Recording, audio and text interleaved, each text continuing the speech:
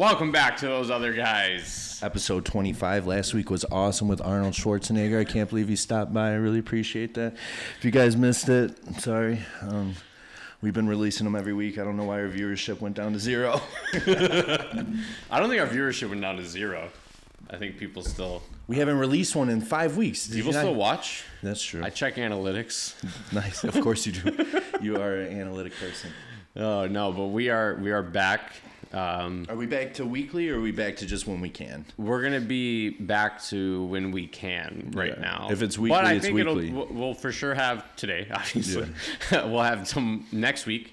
We can record. And then we'll figure it out. Yeah, we'll figure it out. But we should have like 2 to 3 in the next. We should be consistent for the next couple of weeks. So cool. But yeah, it's good to be back, man. I got to stop doing my little rants on Instagram. Got to bring them back here because I need a place. I've noticed the less I speak to you in these manners, these long-winded manners, I talk to my phone and piss people off. Yeah, make people mad. Yeah. At least they come here though, for entertainment. Right. I get to explain longer too that I don't take myself that seriously. Yeah. Right. Like when I get a minute, I want you to know in the minute that you're dumb, but I don't have like another minute to go back and be like, look, I don't really think that way about myself, but in a conversation I can do that because I don't take myself that serious. I'm not married to any of my beliefs. You could tell me something is dumb right after I say it, and I'll be like, damn, okay, you're right.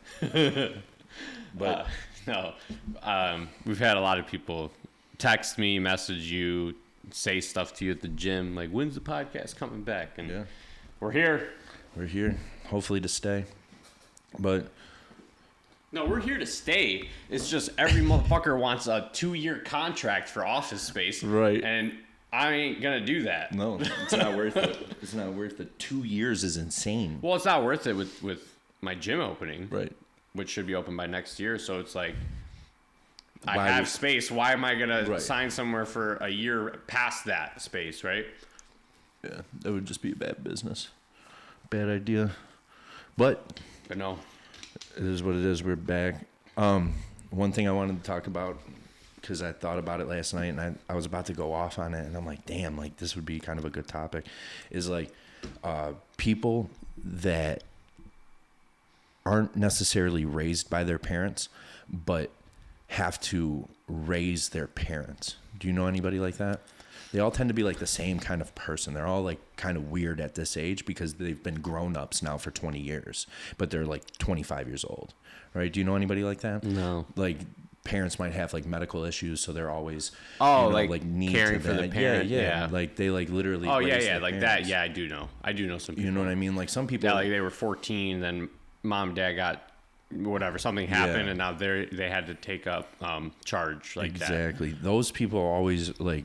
I feel bad because they have a hard time being like around people their age. They're already so far matured. Yeah. And you know, they're like almost grandparents by the time they get to our age. They're, you know, dag nabbit type shit. You know what I mean? Like it just, I feel bad because we were talking about like Tinder, right? This dude doesn't have a girlfriend. He's trying to get one.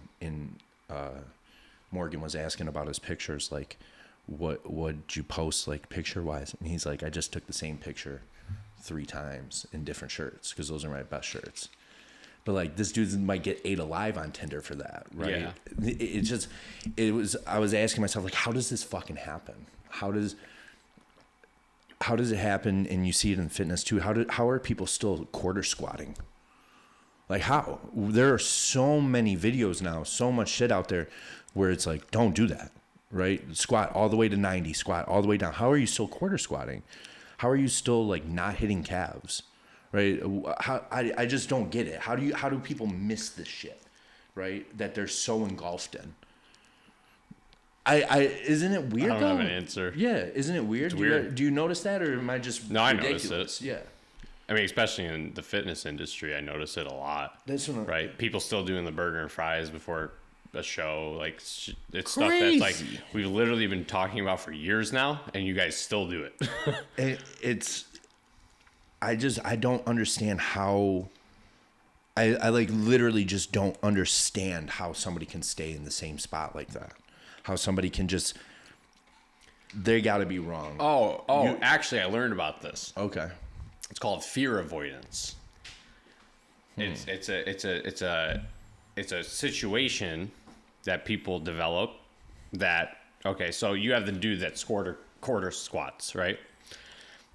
And fear avoidance is when somebody tells you you're doing something wrong and you still do it because you are scared that if you change it, something drastic is going to happen. And what is that drastic thing that's going to happen? Homeboy can't squat as much anymore. Right? Or I'm not going to get the attention, right? It's a fear avoidance that's coupled with what's called inflated ego. And that is fitness industry 101. And fear avoidance is a really interesting thing because it's an irrational fear they develop. What's going to happen if you start squatting to 90 instead of a quarter, right? Irrationally, you think you're going to be able to do half of the weight all of a sudden, but that's irrational. You could probably do close to the same amount. Right. So they're just afraid of necessarily not being where they once were. Yeah. But but like, how many people have done the quarter squat example? How many people have probably told him like, hey, you don't squat right, but he still does it. Right. That's fear avoidance. Yeah. So you hear that, Dylan? It's time to squat all the way down, man. Time to break that knee. No, Dylan was telling me once about a trainer that was making him do like 100 rep like split squat sets. I'm like, what the fuck? And he's like, I've been sore for like days. I'm like, yeah, dude, you fucking better of, because I know he's not half-assing it either, you know? Yeah. That shit to me, that's another one of those things like. But he was really good. He like used RPE and everything, so like he knew some shit. He was up on some shit. I never got to talk to him. Dylan loved him, but like, when do you not love the dude that's like murdering you? Yeah. If you're signing up, you love that motherfucker right away. But no, that it's weird how different training is amongst the schools of thought, right? The bodybuilders, the science, the fucking. We need the people to see your face, bro. The athlete. There you go. This trash bag that I'm wearing. Yeah. Yeezy. Yeezy. It's not even Yeezy anymore. It's Yee. Oh, that's is his that name. Ye? That's his legal name now. Yay. Oh yeah, Yee. you're right. No, it's Yay. Yay. Yay. Yee. Yay. Kanye. Yay. Yay. Yay. This is the hype beast himself, Dom Yee. But just like the differences of training, the school of thoughts, right? Like science, what we kind of abide by, and like we hit almost like full body. Like, you know, my push day, I hit damn near everything. I have a bicep curl, a tricep extension, shoulders, lateral raise, and a back movement. That's full body to most people. Yeah. Right. But if you tell somebody full body that does like a bro split, that's chest movement, back movement, arm. But they're hitting 2 or 3 movements per Yeah. too, because they think that that's what you need. Yeah. And then there's the like athletic training, which is like some weightlifting, some cardio, some jump rope in between set type shit. That always cracks me up. I love though when the athlete wants to be the power lifter and the bodybuilder, but they're doing jump ropes between sets. Yeah. And That part of like my mentoring, we have like 2 weeks of training we go over. And that's my example is like power building is the dumbest thing ever. Because what happens is like the way you like adapt to and like strength training and the way you adapt to like muscle growth, like hypertrophy training, are 2 different things. And like you're playing tug of war the whole time, but that thing in the middle isn't going in one of the other ways direction. So you're pretty much staying the same. We see it with like bodybuilders who are like, I want to do a powerlifting prep. They try to do it. You get fractionally stronger, but you're not getting stronger because your technique got a little bit better. right. You're not getting stronger because you're putting on a bunch of muscle all of a sudden. Right. Well, strength, I don't think like, I know that they do correlate in some sense, but like strength to me is never correlated to development. So like scientifically, it's muscle growth brings strength, right? You have more motor units because you grew muscle, you could produce more force. So if you focus on hypertrophy training, in theory, you should be getting stronger. But if you focus on strength training, it's not as stimulating to cause muscle growth. You'll get stronger, but you're not going to get bigger. Got you. Guys who squat the 700 squats, shit like that, they don't have 700-pound squat quads looking things, Right. you know? Not always. Not always. Not like right? Hussam. No. Right. But he there's, did the There's bodybuilding. people who did that. Right. They built that. But like there's kids at the gym who are like decent power lifters in the 150s, 160s, 170s, and they have like toothpick legs, but they can squat 500 pounds. Right. Because strength training, like, rep ranges are not stimulating enough. Right. Strength training is a tolerance training. Yeah. It's like how much can your body tolerate? How much weight? Because soon that weight, you can tolerate it very easily. Now it's time to progress. And that's it. You move on from it. Yeah. It's not about...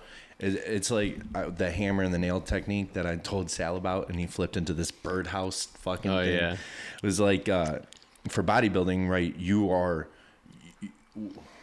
Shit, now I got to think about it because I haven't said it in a while. But, like, you're focused on the nail, right, when you're hammering. You're not looking at the hammer, right? If you were looking at the hammer, you're going to fuck up a bunch of fingers. But you're the nail in that. The hammer is the weight, right? You're focused on yourself. You should be focused on the way you feel the movement, on the way the muscles are contracting through the movement. The nail or the hammer doesn't matter. Whatever's on there is whatever's on there, right? You shouldn't be focused on that. But for powerlifting, it's like a sludge hammer. You have to be working on technique on that hammer, focusing on everything all at once to try to drive that nail. And like I noticed that as Hussam's like training got more in that, like more deep into how he was doing it, right? Setting up, breathing properly, setting up properly, grabbing it, taking the slack out of the bar, and then shooting, right? Like that's all technique plus power plus this plus that in one go. And like that's why I've like started to love powerlifting so much. It's objective. It's not subjective at all. You either lifted that fucking weight or you didn't. Yeah, you didn't have a 55-year-old judging you and telling you, I think you looked a little soft on stage. Yeah. What? Yeah. Or you look down at yourself like, exactly. You call me soft? Exactly. It's not subjective at fucking all. It's did you lift that shit or not? And it's hype as fuck. When somebody lifts all that weight, that shit, I was at a meet before. That shit gets going. And I love that shit. And everybody supports everybody. It's not catty. It's not fucking petty at all. It's not cliquey. No. That, at least for the one meet that I went to wasn't. Yeah. But Hussam's competing right now. Literally right now. And I don't have service in this place, so that sucks. I can't watch. But he's going to do some crazy shit today. He's going to make some noise for sure. American Pro? Yep. Yeah. He's going to make some noise for sure. I wonder if, I think that's where... Is that USPA Pro? Yeah, Raw? I believe so. Yep. Oh, here's a live stream. Cam just texted me it. Oh, perfect. Yeah. Do you get service? I don't know. I have service. Do the listeners want to what? Just fucking mute it. But I send me the link too. But yeah,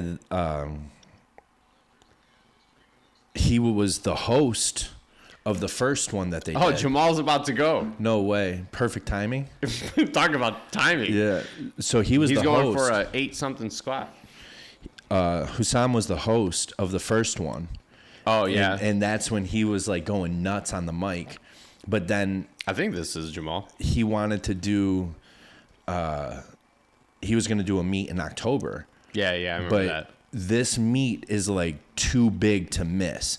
Like all the names came out in this meet. That was butter.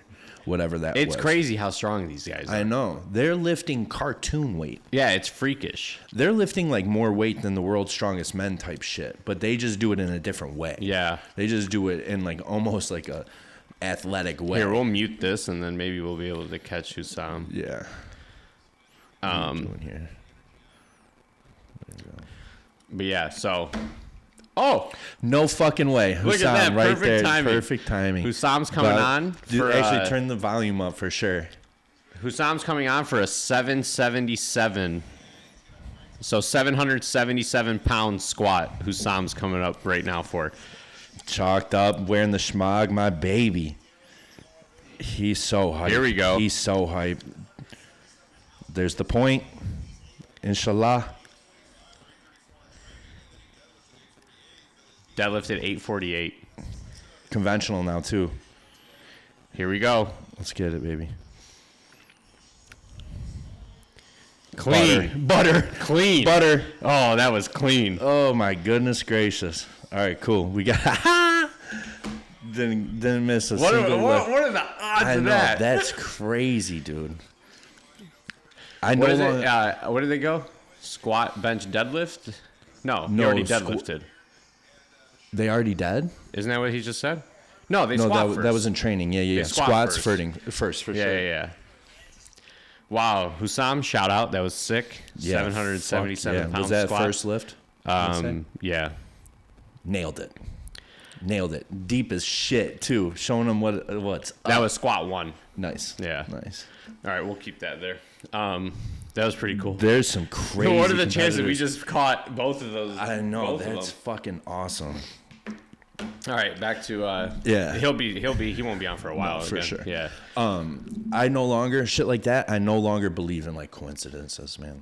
A lot of people. Big Ron always calls me atheist. He's like, you don't believe in God or something. And it's not that I don't believe in God. I don't believe in like this entity of a person, right? Like that this all-seeing person is seeing over it. I believe in like a universal momentum, right? Like this consciousness that's shared amongst us all. Because if you've ever taken like a macro dose of mushrooms, people out there who will know what I'm talking about. You see shit like breathing and it seems like conscious, right?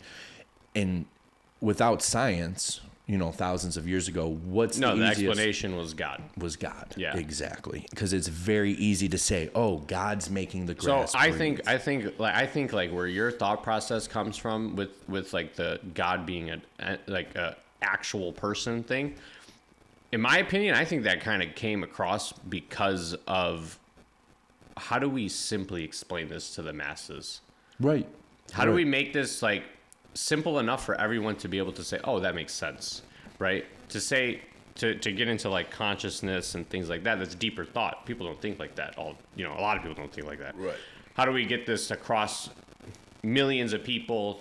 Billions of people, right? We're taking this from Israel to Italy to Greece to how do we explain this in a simple way so people can be like, oh, okay, right? So that's why I think like the whole. Well, it's even in the teachings, right? We are made of His. Well, that's what like in made in His own. Why can't I think image. of the phrase? Yeah, made in His own image. And like here comes Joe Sullivan, oh, Bree's boyfriend. Breeze, interruption. Here we go. What's he? Joe for? Sullivan going for. I don't know. It doesn't say. But Joe's a freak, dude. He is. He squatted 525 pounds for like 20 reps. Yeah, no, they like shut down the Dragon's Lair for it. Joe Sullivan. Flex Lewis was like pissed that people didn't like support as much as he wanted them to. A little struggle there, but clean. A lot of weight. Ooh, they got flames shooting in the background. Did he get it? Fuck yeah, he got it. He got his check marks. That was easy. That was easy. Yeah, they about to get. There's Bree. What up, Bree? There's Bree. Shout out Bree. And RP is sponsoring this. The whole lift? The whole I thing? believe so. Yeah, Wow. RP Strength. Or is it RP Strength? RP Strength is JJ's. Wait. Because there's RP Renaissance Periodization? Yeah. RP Strength is the owner of that. Sorry, I just want to see what Joe did. People are punching their steering wheels right now. Dylan is going nuts at the gym. Why? Why is there dead air? I don't care about who's lifting. Dylan. There is no dead air. We're talking, dude. I know. I'm just fucking around. Joe Sullivan did it doesn't say. Well, we'll find out.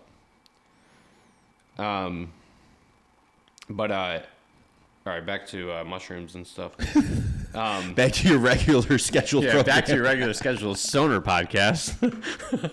For real though, I definitely took that over. What were we saying?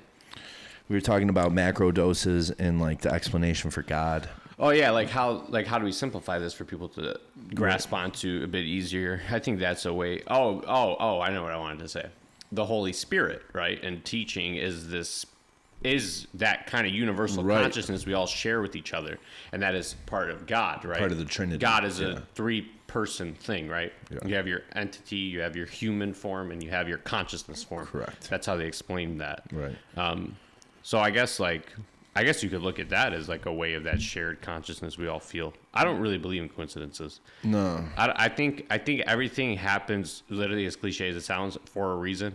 right? Energy wise, like we've been talking about Hussam this whole morning. And then And something like Cam that. texts me that, and I don't think that's a coincidence. I think that's like just the way shit was gonna happen. Right. Like our energy for Hussam was high this morning because we knew he was competing.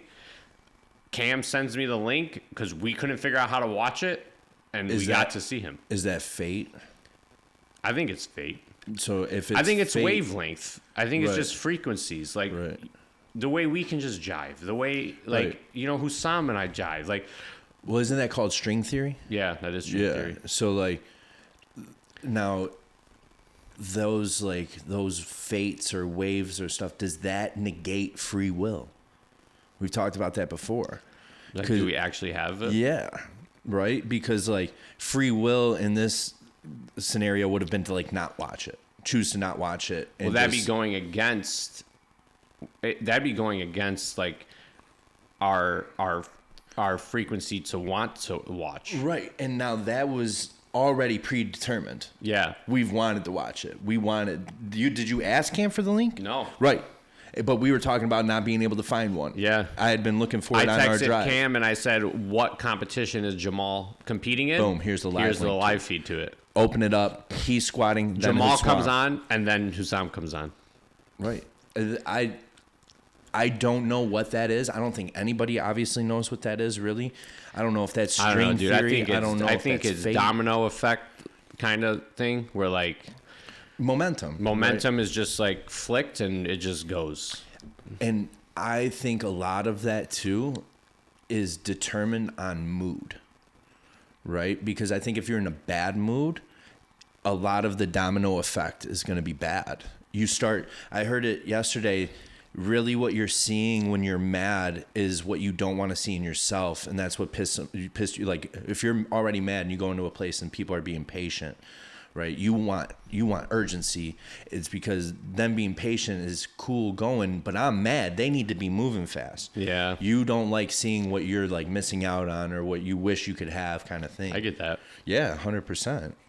It's just we're such a reactive species. We don't take time to think about anything, me included. I react emotionally all the fucking time. Yeah. That's why I made that silly little post saying that I'm not as cynical, right? I'm really not.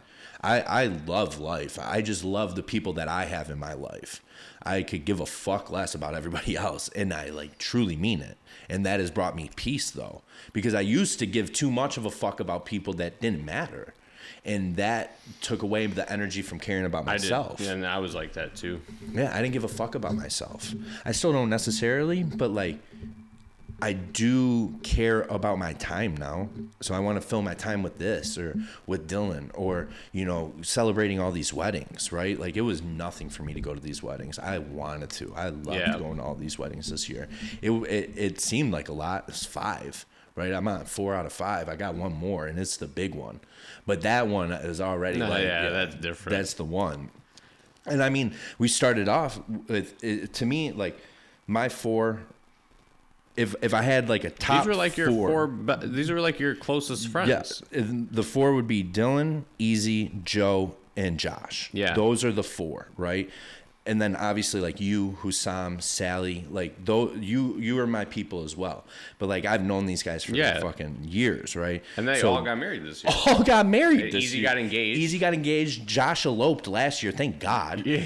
But like Josh, you look great in Greece, by the way. Oh my God, those like, pictures I was like, are. can I buy that picture? Dude, those pictures are a joke, and they're taken on an iPhone. He needs to start tagging iPhone in those motherfuckers, unless they're not. I could be wrong. I don't know. I don't know, but they were badass. They were badass. He looked like James fucking Bond in that suit and shit. Turtleneck and suit, and he looked just sharp. The picture of them looked awesome. The picture of him posing looked sweet. Dude, they're such an awesome couple. Him and Audie. That's another thing. Though everybody that I just mentioned, they're all with such good people.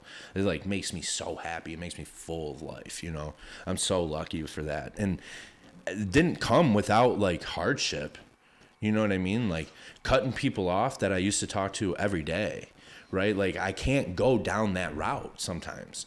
And like that's what they mean when these memes say you can be selfish in your 20s, they don't mean be a selfish fucking loser. You know, they tell it's okay to be selfish in your 20s, and then somebody goes and uses a person, and they're like, oh, I was just being selfish. Yeah, because I'm selfish in my 20s. No, that's okay. lame. So then, but then, how about this? I read the other day was, we are becoming a generation where if you're not good for me anymore, and you aren't supporting me, or you aren't good for my energy, I don't need to be around you. You can turn that into a very gross selfishness too. Yeah. Because exactly. But that's what this generation has become, because everything's just at your fingertips. You can get whatever you want, however you want, whenever you want. But that's humans in general, right? Like, look at. But it wasn't like that 20 years ago, 30 years ago. I think that's because of the reach we have now. Yeah, that's what I'm saying. We have options every day, everywhere, every single day. Like, if you're dating a pretty or attractive person, to think that somebody else doesn't think that about them is fucking hilarious. Naive. Yeah, it's hilarious. Yeah. You're sad. Like, the whole, like, girls posting, like, crazy shit, like, doing whatever they want to do, empowerment, selling out, whatever it is, and then they get with the dude, and that dude wants them to stop doing that, is the funniest thing in the world to me. Because you fell for this person while they were doing that, and then now because they're with you, you do that, like, well, aren't I enough attention for you? Like, that's an insecurity get the fuck thing, though. Out of here. That's a huge insecurity thing. Yeah. Well, it's just not knowing humans either. Oh, here's Hussam again. Sorry, Lift interruption. number 2. Sorry, Dylan. Yeah, Dylan's probably our only listener at this point. He only has it out of the gym. Lift number 2. Let's go, Habibi. Man, he's so big. This is a good live stream. Yeah, the quality. Look at him dancing, just in his zone. I wish I could be there so fucking bad right now, man. Where's it at? It's in Kansas City, Missouri. It was a 10-hour drive. I was considering it, but I worked until 9:30 last night. I'd have been like just getting there. Here we go. Deep breath in. Brace. Come on, baby. Smashed it. Yes. Lift Smashed number 2. it. What was that? Lift number 2. Oh my God. Somebody pull out whatever that fucking utensil tool they use to see the angles. That was way less than 90. Way less than 90. What did Hussam? We should turn the volume up. I want to hear what these guys are saying about him. Because they got to be giving him his flowers. This guy hasn't done... Like, this is his first, like, huge meet. You know what I mean?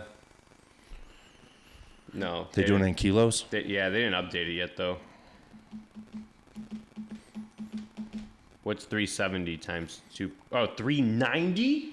390.5 times 2.2.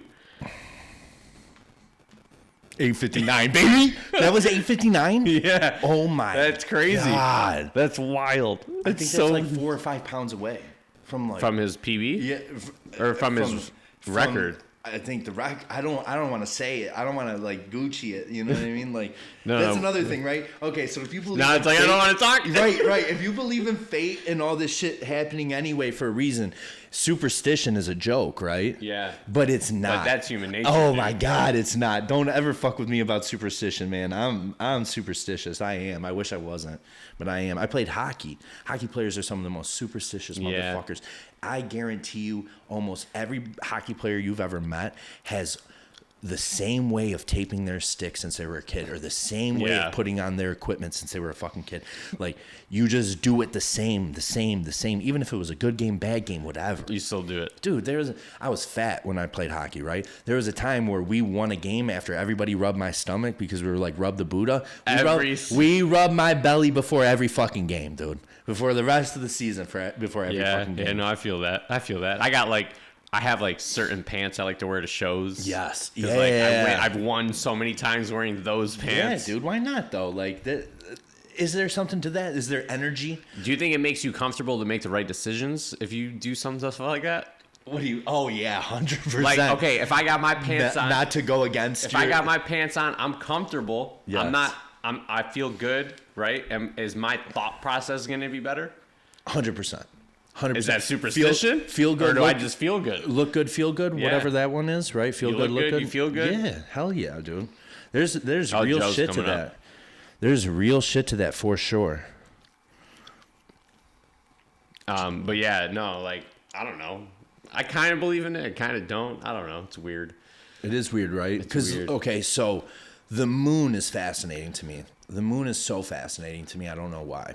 But to think that our little meat suit that is made up of what, 70% water, isn't getting affected by something that moves the fucking ocean? Right? Are we naive to think that that doesn't have anything to do? Right? It has to, right? It has to. I don't know. I mean, in my head, like, obviously I'm just a dumb stoner that eats a bunch of mushrooms, but like, here's Joe. It's crazy to me to think that that might not have anything to do. Like, it has to. Isn't that what, like, people who, like, really believe in astrology? That's what they believe, yeah. Like, the gravitational force or pulls of, like, wherever planets and stuff is different because it affects us. I mean, I could see how it makes sense. Yeah. Here's Joe. Joe gets the lift, and he's good. Dope. Good shit. That's sick. Flames. Joe might probably break the record. Yeah, he's got the potential, too. That was a big lift. Joe is strong as fuck. Like, and it's scary. He's a technical wizard. That is scary. He's a technical wizard. But he's hype. Let's go, baby. What was that? They're gonna update it. They'll show it. They'll update it and show it. Yeah, Renaissance Periodization is the title sponsor. You say that really well. I have to take a deep breath before I say that. Renaissance Periodization. Periodization. Yeah. I'll throw an L in there for some reason. Renaissance periodization. I got marbles in my mouth normally. Man, what did you guys want? What did he do? He did. I think the viewers are gonna like this live commentary along with our podcast. It's like a fight night. It's like a fight camp. Fight companion. Fight companion. Yeah. We just do it bodybuilding and powerlifting. That's not a bad idea. No, it's not. Do you guys want us to do the Olympia? We'll do that. That'll be fun. That'd be sick. That'd be sweet. Unless I go, because I might have a client that might actually win. Alhamdulillah. Mm-hmm. Inshallah. Yeah, that would be sick. Well, what about the other idea? I don't want to say it, actually. What's the other idea? About, well, not you have to say it because I don't know what you're talking about. No. Yeah, only Dylan will hear it anyway. Go to a gym and rate it. Oh, like rate gyms? Like Dave Portnoy. I probably shouldn't do that because I'm opening a gym. But that's what I was thinking. Is like we lead it up to your gym and then like wink, wink, we give your gym a 10, right? I don't even have to step in this motherfucker. This gym's a 10. I already, like just fuck around. But yeah, I think that'd be cool. Why not? I went to a gym the other day. It was the Clarkston Powerhouse. I'd give that motherfucker a solid 5. 5 out of 10, a 5.2. It was clean. Joe did. They didn't update it yet. Oh no, Joe did 385. So like, but he also 847. But he also weighs like 30 pounds less than Hussam. Less? Yeah. He weighed in like 212. And Hussam, I believe, is 242. Yeah. I could be wrong, but yeah, I mean that's a good flight. I know this motherfucker. I'm pretty sure that this dude is strong. He's the animal that sumos like 1,000. Mm-hmm. Yeah, but no, we can't. I don't know. We'll think about that idea. But I think us commentating the Olympia would be tight. Yeah, I'll start doing the gym. We could use this TV and watch. That'd be sick. That would be pretty cool. Yeah, I think everybody would like that. Fuck yeah. I mean, it's not up to them. We'll just do it. Yeah, we'll just do it. Record it. If you want to join in on it, join in on it. We can go live even. Yeah, that'd be sick too. Yeah. Fuck, what was I going to say? Damn. Did you figure out the battery thing? Yeah, so I just leave it. I bring it fully charged. And that's it. And like when we get into like an hour, I'll check it. Plug it in maybe. If it's at not even less than 50, I won't even plug it in yet. Okay. Jeff was telling me what to do. Yeah. Yeah, because like that. Technical difficulties is annoying. Yeah, I think we're over that though. We didn't even get from our last one. We didn't even get like a reel or anything because we got into like 10 minutes and it was like click. Yeah, like what the fuck. The shutter noise is so like fucking like distinct too. Yeah, you know exactly what just happened. Like, God damn it. What would be your favorite lift for? What would be all right? Marry, fuck, kill, deadlift, squat, bench press. Ooh, I would kill bench press. You don't like benching? No. Okay. I would fuck a squat. Okay. And I would marry a deadlift. You love you Yeah. some deadlifts. I would marry squats, fuck bench, and then kill deadlifts. I hate deadlifts. You asked me to put them in I know program. that's why I asked you to put them in, because I hate them. I'm horrible at them. I want to get better. Every single time I've asked Bree or Hussam, which is hilarious, that my dumbass gets to text two of the best in the world and ask, "Hey, how's this technique going?" They gave you both different pointers? Or similar? Somewhat. Well, how far were mine off? I don't think they weren't off necessarily at all. Like, Hussam told me to keep my hips a little higher. Bree told me to bring my hips down a little bit. So like on my last one that I did, like I go down and then I kind of reset my hips lower and then come up. Hussam said when I come down, I'm in perfect position already to just come right back up. Oh. So Okay. Hussam has a bodybuilding background too. Yeah. I was going to say that. Bree obviously does too, but her background is in lifting as much fucking weight as possible. Yeah. She has a world record, which is fucking nuts. Hilarious again that I'm messaging them. And like honestly, after I sent the first video, I was like, ugh. I was like, God damn it, why did I do that? And like honestly, I did attach with it the disclaimer, I just don't want you to rip me up, because I didn't want to post that and have her be like, this is trash. But she told me she gave me a whole video. Ooh, I can't watch that kind of shit, bro. Well, they start failing?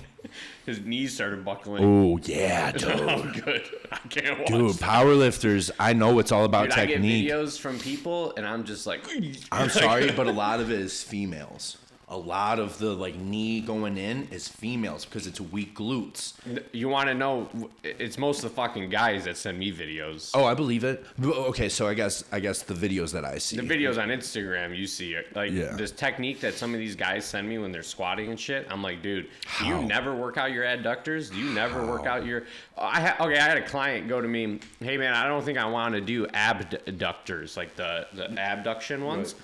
And I was like, why is that? And he's like, I don't want to build my glutes. They're already pretty big. And I was like, well, an abductor isn't going to add inches to your glutes. Like, we're using it to stabilize you in leg presses and in squats. And, like, I'm like, dude, you guys are so fucking, like, ass backwards. Yeah. And you're a trainer? Right. Like, right. Yeah, you need to know these things, man. My boy, Will Sage, he's a homie out in Cali.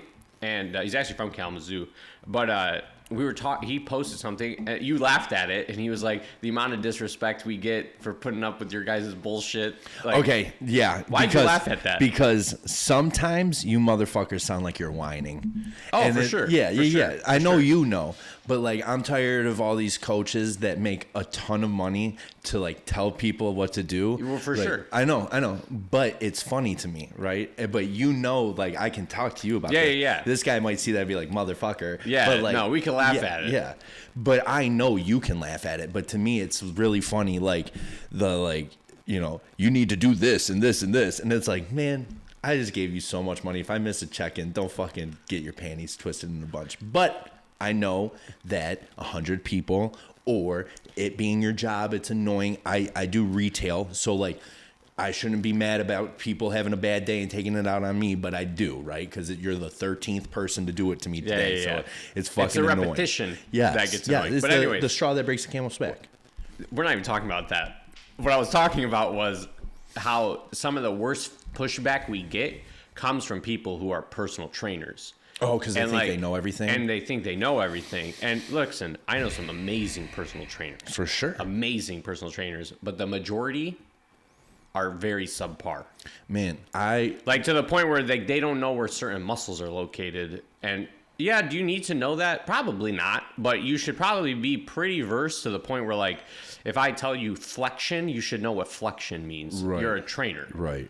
You know, and here's Jamal. This is Cam's client. Yeah, trainers, teachers, and like police officers all have this ego about them that they can't be told what to do. Like a teacher came into work the other day, and like I wasn't allowed to give her this like certain discount, and you'd have thought I killed her dog, bro. And it's like you're like That was smooth. It was easy. the discount's like 15%, and she was already getting 30% off, so we can't stack those discounts. And she, what do you mean? I'm a teacher, and I want him to be like, yeah, you get summers off. Here's you get the fuck out. What are you talking about? You just went back to work. You had 3 months off. Oh, well, teachers don't make. Nobody goes into teaching to be rich. No. If you go into teaching to be rich, you're fucking dumb. You don't need to be teaching. I don't want you teaching people if you went into teaching to be rich, bro. If you go, teachers do not get paid enough, and neither do police officers. Okay, two groups that I'm not very fond of, but it's because they abuse their authority. Yeah, because they don't attract the best people to be those people. Here's Joe Sullivan coming up again. Is Hussam done? They skipped him. They did skip him. Why'd they skip him? Is he going to do more weight? Maybe he's coming back. I don't know how that works. Anyways, yeah. So that was an annoying thing. Oh, I got a rant actually. Go. So many people are so not cut out for using steroids, it's not even funny. Oh, wow. It's like gotten to the point where it's getting very annoying for me now. In what way? Like they shouldn't waste their time? Listen, or they're just not mentally there? When you decide... What? I'm looking at this. Oh. When you decide to use PEDs, you are making a decision... Get it, Joe. Yeah, that was good. Sorry for the interruption. No, so you are making a decision to use PEDs, and I have came across people who are way, way too over concerned with side effects. Oh. To the point where they're anxious about any little side effect, right? This is going to happen. There are certain side effects that are going to happen. Those are things that you need to accept and live with because you're making this decision to use PEDs. Right. Like there's a couple dudes that I've helped, and I want to tell them you have no business using drugs anymore, because your mindset has shifted so much from like the I want to do what it takes to get to where I need to be to I'm worried about the smallest fraction of acne. Or health or whatever. But it's like, no, health is whatever. But like when you're so overly concerned about the most minuscule side effect, why are you using it in the first place? Right. Why are you still using it? How did you come to the decision to fucking decide start to do doing it? Yeah. It's gotten to the point where it's like pretty irritating. I don't think Hussam went. I wonder if it's in the comments why. Well, doesn't he like get to choose if he wants to do a third lift? He can skip it if he wants. I think so, yeah. Oh, that's crazy. This shit started going forward. He probably just skipped his lift. He probably negated it. He was good. Yeah, good. Made his number. But I don't know. I texted him. I don't think it went through. But yeah, so let alone that's one thing that's just been like constant lately, and it's like, oh, here he comes. Sorry. Here we go. All right, I promise I'll get back to this like conversation after Hussam goes because so this thing started at 11. It's 1:13, and this is their first go. Oh, it started at 11. Missouri is Central Time, so I don't know. It started at noon here. I think it might have started at 11 still. Oh. I think he might have said, but this is the one. This is the one that he has to go for the world record, I think. I think this is a world record attempt. 390.5. That's what he just did. Okay. You want to turn the volume up?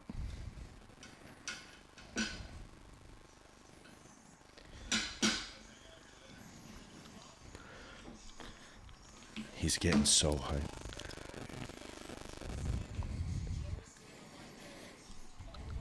Dude, my heart's racing. I know. I can't. This is going to be great. 861. Let's go, Hussam. My fucking baby. Let's go. Oh my God, I can't even watch. I'm going to be sick.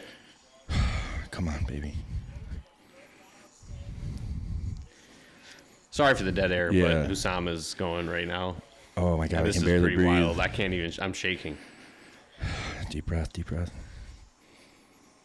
Up. Nope. Damn. Good try, Habibi. Yeah. You brought it down slow as fuck. Let's He's go. so though. hype after. Yeah, you gotta be. All right. You gotta be. So he won't be back on for at least an hour. Yeah, for deadlifts. Oh, nice. Him and Joe competed. That was cool. Cool.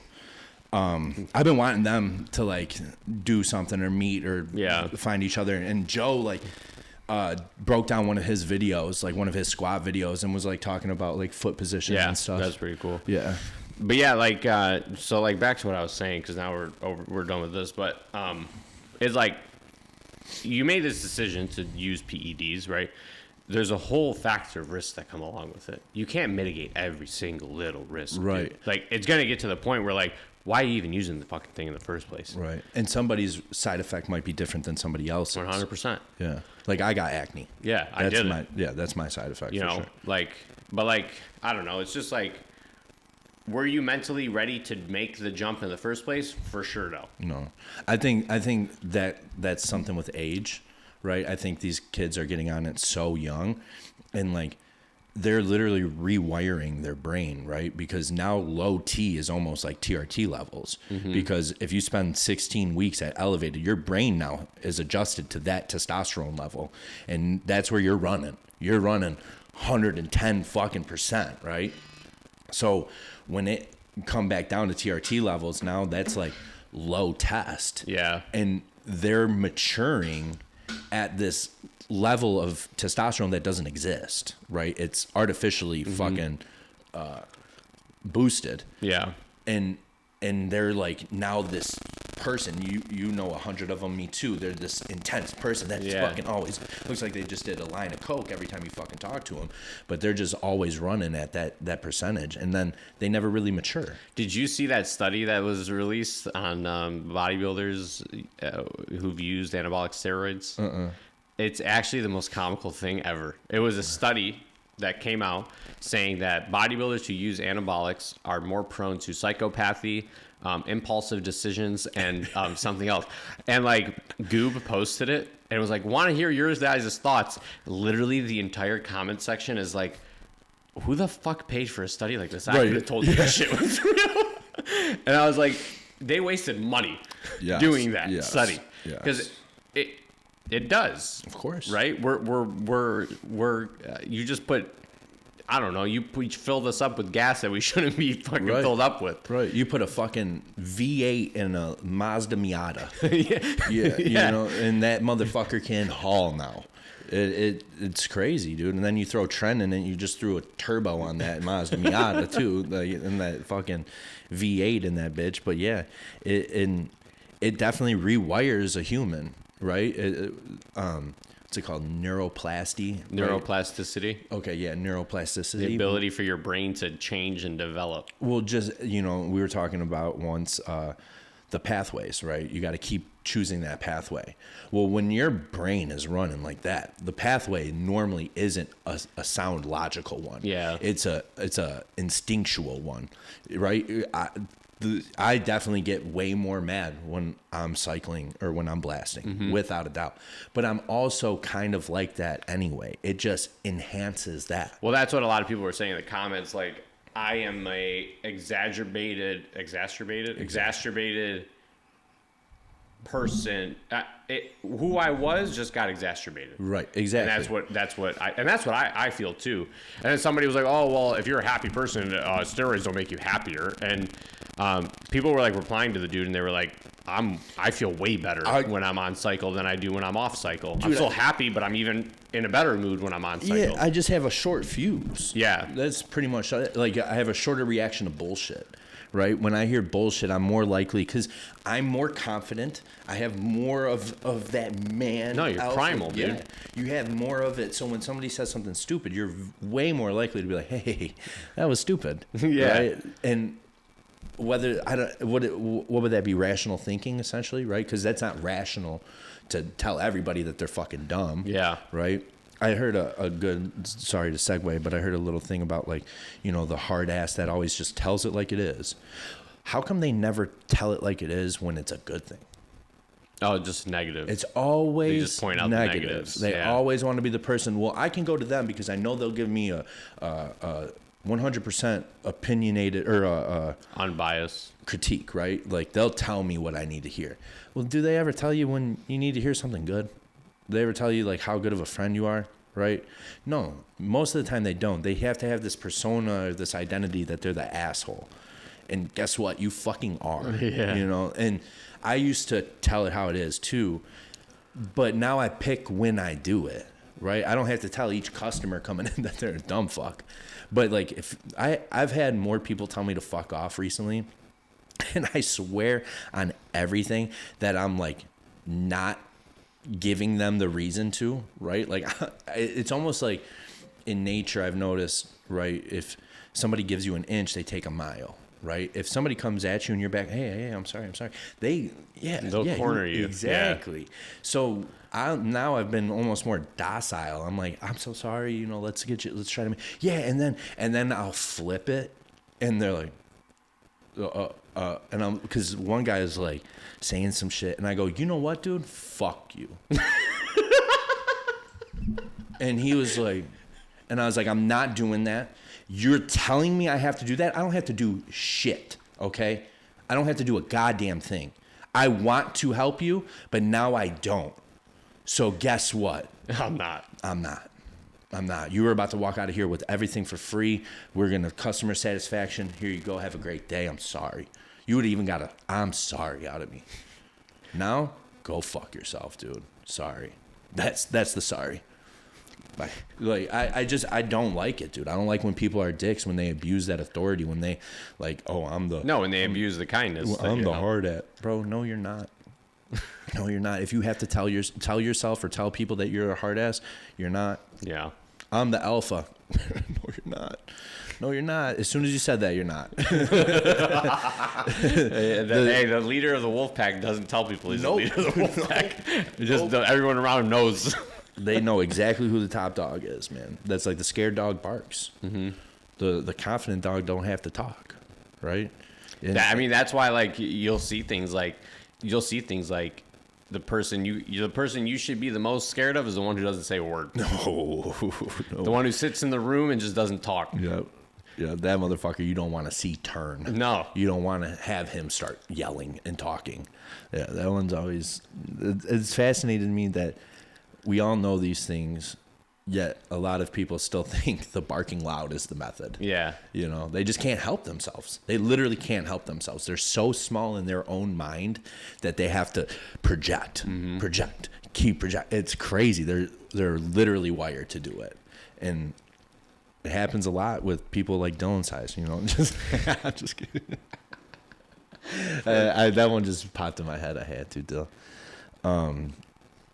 But yeah, what else has been up? I know we haven't caught up in a spell.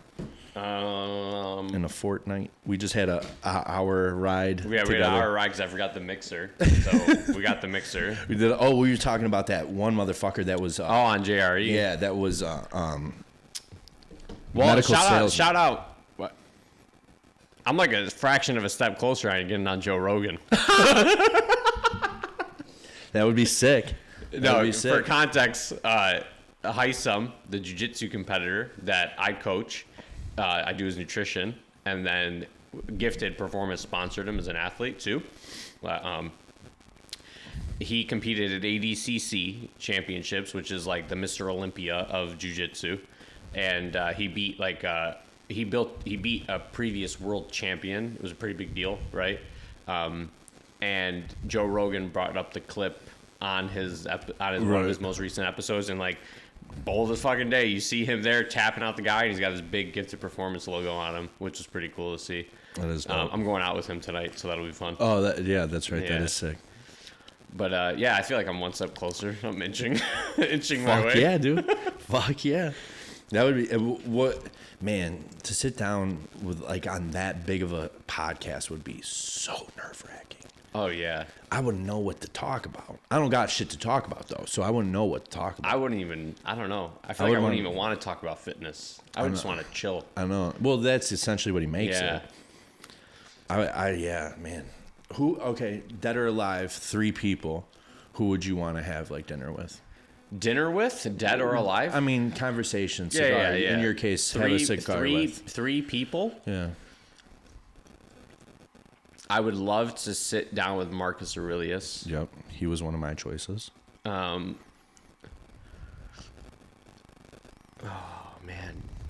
I would love to sit down with him.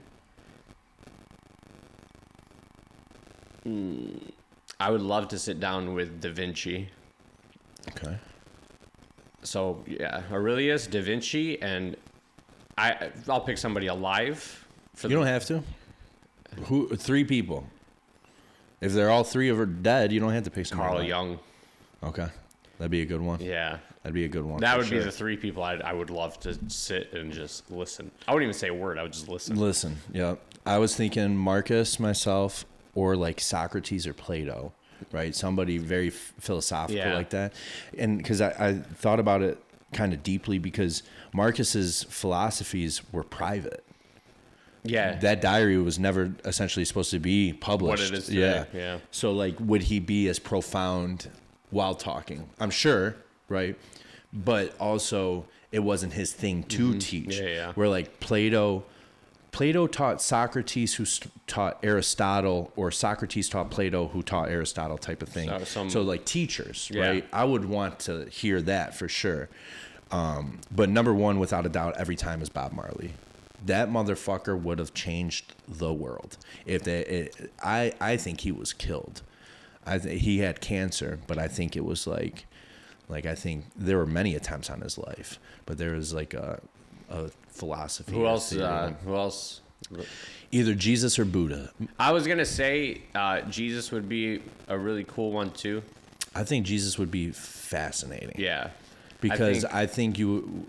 Dude, everybody's minds just exploded. That you just said that you would sit with him, but yet 10 minutes ago you said you don't believe in God. Well, Jesus and God are different. Yeah, but there's people who don't believe in God who don't think Jesus ever existed. 100%. Yeah. But I will. So fuck, dude, Gandhi would be a good one too. Would he though? I think so. Gandhi, I heard, was No, a I'm sorry, motherfucker. not Gandhi. I'm The sorry. Dalai Lama. No, not the Dalai Lama either. I would love to sit down with. He was on JRE. He's an Indian. OSHA. No. He wears a turban. I know who you're talking about. He's a really, really good dude. Yeah. Fuck. Why can't Raj, I think. Something like that. But Dalai see, Lama would be a good one too. the problem with talking to those people is they still believe so much in the spiritual aspect of like shit that science has already proven that it'd be hard to have that conversation. Man, there's a lot of people I'd like to actually sit and talk to. Yeah, of course. 3 is tough. 3 is tough. Yeah. But that's just the Da Vinci, I think I want to talk to because he was so innovative. Okay. And I feel like what I do is very innovative, right? The way my life has kind of transpired is pretty innovative. Right. That'd be a good one. And He'd be very interesting to talk to for sure. Yeah, and like, because he did everything. Yeah. Made everything. Tried to make people fly. He pretty much designed what anatomy is. Right. He was digging up bodies and dissecting them to figure out where your liver was, where your. He drew the Vitruvian Man. Yeah. And that's a symbol of anatomy. Right.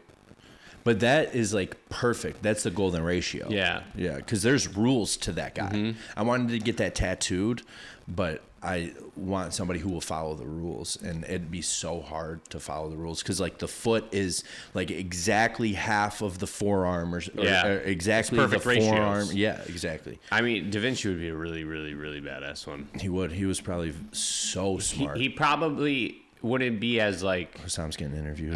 He probably wouldn't be as like motivationally life changing, right? From like just he would be somebody that makes you more creative. Yeah. Yeah. For sure. He'd be like inspiration. Yeah, inspirational creativity kind of guy. Carl Jung, that would be unbelievable. I'm only familiar with him really because of Jordan. Yeah. Yeah. I would Jordan, I was going to say Jordan, but I'd rather go to the guy who Jordan literally has dissected his work. I want to talk to that dude. For sure. See, I tossed up Jesus and Buddha because to me they're almost one and the same. I think that Jesus was Buddhist. I really do. I think where we're at with religion is the product of a 2,000-year-old game of telephone, right? I just the other day, I felt gross about it. I embellished something in a story that didn't happen. And I'm like, why the fuck did I do that? What is it?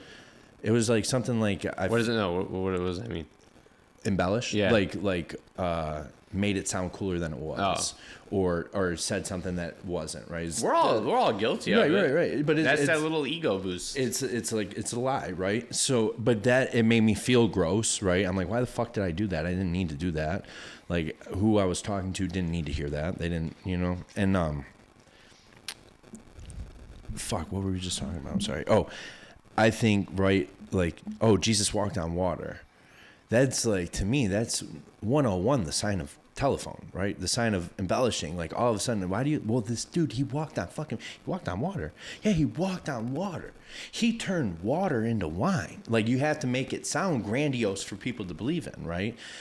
And how many storytellers have you heard, juice something up, right? And then it just, so he fed him he turned it from water to wine. That's how he fed him. He made bread appear out of nowhere, right? Or Lazarus, he arose Lazarus from the dead. Dude, I'm telling you, you got to listen to Jordan Peterson's lectures on the psychology of biblical stories. Oh, I can't imagine. It's like 10 episodes. They're each like 3 hours long. It's like 30 hours of listening, but the way he talks, he doesn't downplay religion or anything. He leaves that completely out of it and just talks about what the story's teaching in the moment, like what to take out of the story, which is pretty cool. I've listened to like 2 because they're just so long. But they're lectures, like at school, right? Which is so cool that he records his school lectures. That is dope. And releases them years later, so that like those people don't get salty. Hey, we paid all these fucking credit hours. Like, why are you But it's his IP, right? Right. He can do whatever the fuck he wants with it. I'll definitely have to tune in. Yeah, it's cool because like he I know he was like, I don't know if he is anymore. I don't know if he like has a denomination of religion he follows now, but I know he says now he does believe in God. Jordan? I think so. Yeah, he's always made the argument for that because his kids had just converted to Catholicism. One of his daughters did. I heard that's the new thing. It's like people converting is going to be the new one. Shia LaBeouf just did. Right. So I listened to that whole podcast with Shia and John. It was actually really, really good. I believe it. It was really, really good, but the whole time I was fucking listening, all I could hear is their voice in my head, and I was like, man, I don't know if these guys are being serious, if they're just acting, because they're just such good actors, and like, I can't like decipher between it, because it's like, how many movies have we seen Shia LaBeouf in, and the way he acts is so amazing. There was a camera on with these 2 guys sitting down. How do we know like there wasn't that aspect of what that is too? Why is what's to say he's not just acting in a new character that everybody wants to like? Right? Like that's your role now. Dude, go play it. It's your job. Right. Go play it. And then that's what they do. Yeah. Right. I don't know. Me either. They weren't allowed, the actors and actresses weren't allowed to like testify in court for the longest time because they were professional liars. That's a good point. Yeah. It's, That was Brie commentating? Nice. Yeah, Brie and what's her fucking name? They're doing the female lifts. Yeah, the female bench press just Hunter. Oh yeah, she's badass too. She's strong as fuck. And then she went and won her pro card, I believe. Man. Yeah. Because I think that's what Brie was doing. She was just like not following Hunter, but like I'm gonna do it too. No, that Shia LaBeouf was a good one. Oh, I thought they weren't allowed to set up with their feet on the bench anymore. I don't know. Because that high arc shit they got rid of. Well, she doesn't have that much of a high arc. No, she brought it down for sure. But I thought I read they weren't allowed to set up with their feet on the bench anymore. Maybe this is the setup part. Yeah, their arms have to go to 90 now. Oh, wow. Rule, yeah. That rainbow arch shit is so gay anyway, though. Yeah, I saw some videos of some people posting like, damn, the rainbow arch is gay. How about that? It's literally gay. Literally. But no, like... I saw a double rainbow this morning. That's super gay. It was pretty cool. I know, that's awesome. So think about that. God sent the rainbow to say that he would never flood the earth again, right? That's the story in the Bible. Noah saw the rainbow. That was God's message that he'd never flood the earth again. And then gays who have been prosecuted and judged by Catholics for a long fucking time overtook the rainbow. The rainbow no longer means that there's no floods coming. The rainbow is the symbol of the gay movement, right? They won that shit. They won that battle. And did you know that rule is fucking silly anyway? Because if you believe, like, literally in the Bible, the Old Testament does not apply to the New Testament. Well, it doesn't apply anymore. No, they're just two different books. The New Testament is now what you follow. The Old Testament was the old book, right? The Old Testament. Well, the Old Testament is where that rule, man should not lay with man, was written. Not in the New Testament. Jesus never said a fucking word about it. Well, I think that's why the Catholic Church started to change their terms towards it. Well, the new Pope. The new Pope Francis. Yeah. He was he's as progressive as it comes. Yeah. How convoluted politics and all this shit is. I was listening, I forget what radio it was. It might have been Hannity or Limbaugh or something, but they were making fun of the Pope for being progressive. And this is the party, the GOP, the party that, like, doesn't want to kill babies because they're religious, right? Here he is making fun of the Pope. Yeah. Okay. Are you fucking kidding me, Dude, man? everything in this world is just for attention. Well, that's the thing. Is like now it's all just for attention. You got wholehearted Catholics that go to church every Sunday that also listen to the Limbaugh and Hannity going, "Oh, they're right. Yeah, Pope is Pope. Yeah, right." And so that's supposed to be a crazy. representation of leadership. It's so crazy. The Vatican is nuts. The Vatican is nuts. It's its own country. Yeah, and it's like I just heard the other day how big it is. It's not big at all. It's like a square mile. Yeah, it's like It doesn't regulate to any of Italy's laws. No. It has its own governing body. No, what's it called either? No, where they send them extradition. Mm-hmm. Yep. None of that. So the Pope that resigned, do you know why he resigned? Because they started bringing up his history, and he was in charge of relocating priests that were molested. Yeah. And one of them that he relocated started molesting deaf people, like deaf boys, molested over 100 of them. And he relocated that guy to that position. What? And that's like the church. That's Catholicism. That's like South Park has a great episode on that where the priest like goes to complain about it in the Vatican, and then they're like, no, that's been a thing, and he's like, we need to change that, and they're like, to change it would take a lot. I mean, it's been a thing now, so he has to like go in the Vatican like dungeon and stuff, and like they turn it into like a video game, and he has to like write in the sacred text. It's fucking hilarious. That would be dinner with those people would be awesome, but getting into the Vatican's library, would be. I don't like reading enough. It'd just be looking at old books. But dude, there's probably some shit in there. Oh yeah, that doesn't belong in there. Well, do you know the Da Vinci Code? It's the book, the movie, I don't know if it's a theory, if he really thought that or what, but do you know like what it is? Like what the like whole thing of it is, like the story of it? Mm-hmm. It's the Knights Templar. Wait, no, the Knights Templar founded, they found Jesus' chalice. The Holy Grail. Yeah, the Holy Grail. So they went on search for the Holy Grail, but the Holy Grail is. But they think it's Mary Magdalene. So the Holy Grail is a person, not. Yeah. And they say that Mary Magdalene was Jesus's wife. Yeah.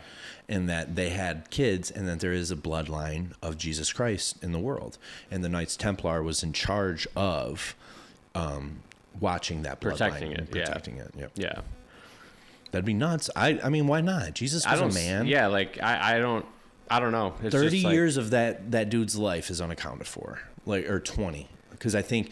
Yeah, I think there's like a story of him like being like 10 years old in the temple, and then not again till he's 33. Yep, and that's when he comes back. And what was he doing? Mm-hmm.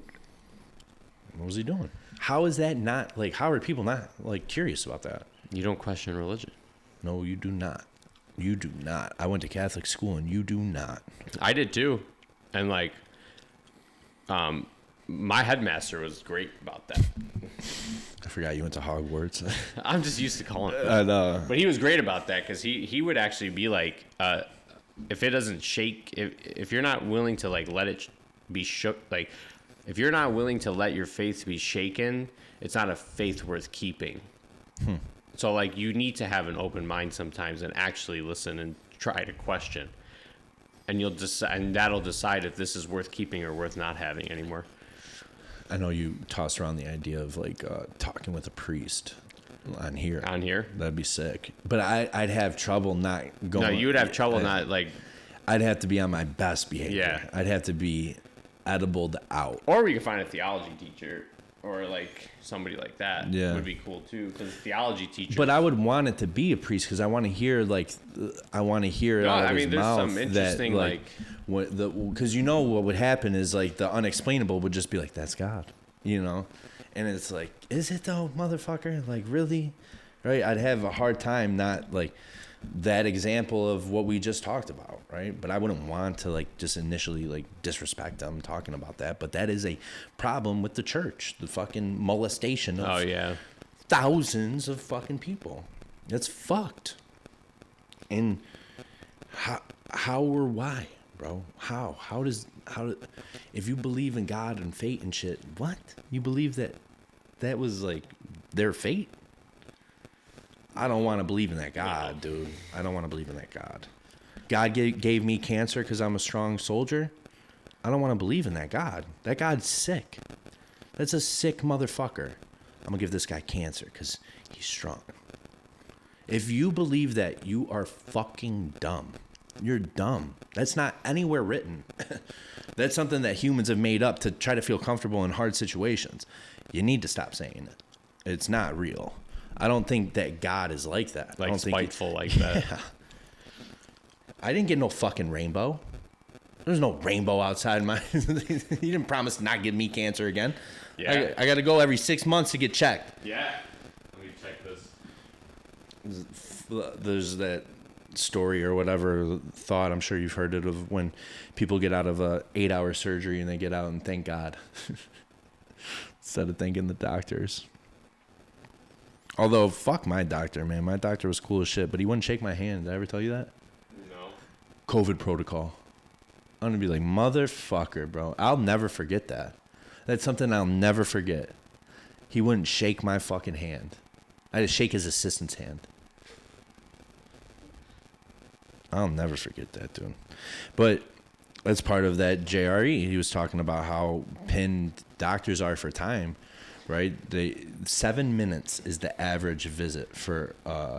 Yeah, no, it's nuts. Like Dina has her own clinic. Yeah. And like, so like she has like she has to see her own patients. Yeah.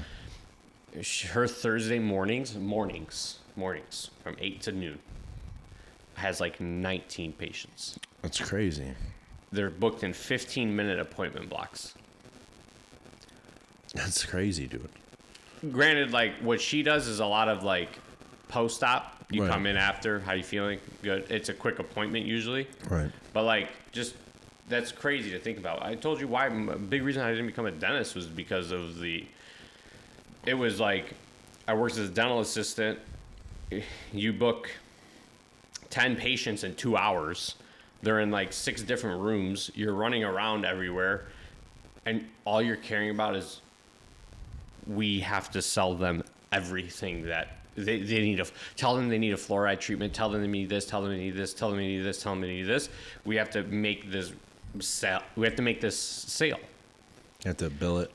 Because like that's like, which I get, right? Like there's a business aspect to everything, but like your job is to take care of the health of these people's mouths. Like why are we so concerned with like the smallest fraction of a cavity that's barely a surface cavity, and you want to fill it today because you want to charge them and get it taken care of right now? Yeah, and what they say they're doing all that like costs so much because they're innovating. That's what this guy says, right? That's what they always. Oh, it costs so much because we're constantly innovating. We need money for research to innovate, and he goes, bullshit. They're not fucking innovating at all. So like, OxyContin, right? Oxy was like its own thing, and then cotton is the delivery system, is like how it is like this patent delivery system. Well, the patent was running out on both of them. So they needed to find a way to, because apparently the patent won't run out, or you can renew the patent if you find a way to like merge two products. So they took like a blood pressure medication and something else and made it, and now it's this thing. It apparently happens a lot. And it's like, now, you have high blood pressure and this? We have just the pill for you, right? They've started doing shit like that. Well, Oxycontin was supposed to be for like critical wounds, like critical wounds, like a diabetic maybe losing a foot type of thing. They need pain relief from that, or like somebody getting amputated type shit. They need pain relief from that. But then the way they marketed it, and the way like these the pharmaceutical sales representatives would like sell it out and push it, would be like, now like, oh, you can prescribe it for a migraine. Have you watched Dope Sick? No, but I know that he goes into a lot of that. Dude, so the Oxy thing is actually insane. Yeah. Like, you know that pain scale where you look at the wall and it's got this frowny face to the smiley face? Yeah. It literally came into fruition because of Oxycontin. Yeah, the more Dude, you know find how, out, like, the worse it is. So like part of the Oxycontin thing was the way they got approval from the FDA without a black box warning. Black box warning is a warning for addiction. They got approved initially without a black box warning because they had graphs that they, obviously there's research behind it. They had graphs that they submitted. There's an X and Y axis on graphs, right? The X axis was extended long, like with multiple data points. Like, you know how sometimes it goes like 5, 10, 15. It was like 1, 2, 3, 4, 5, 6, like really Right. thin.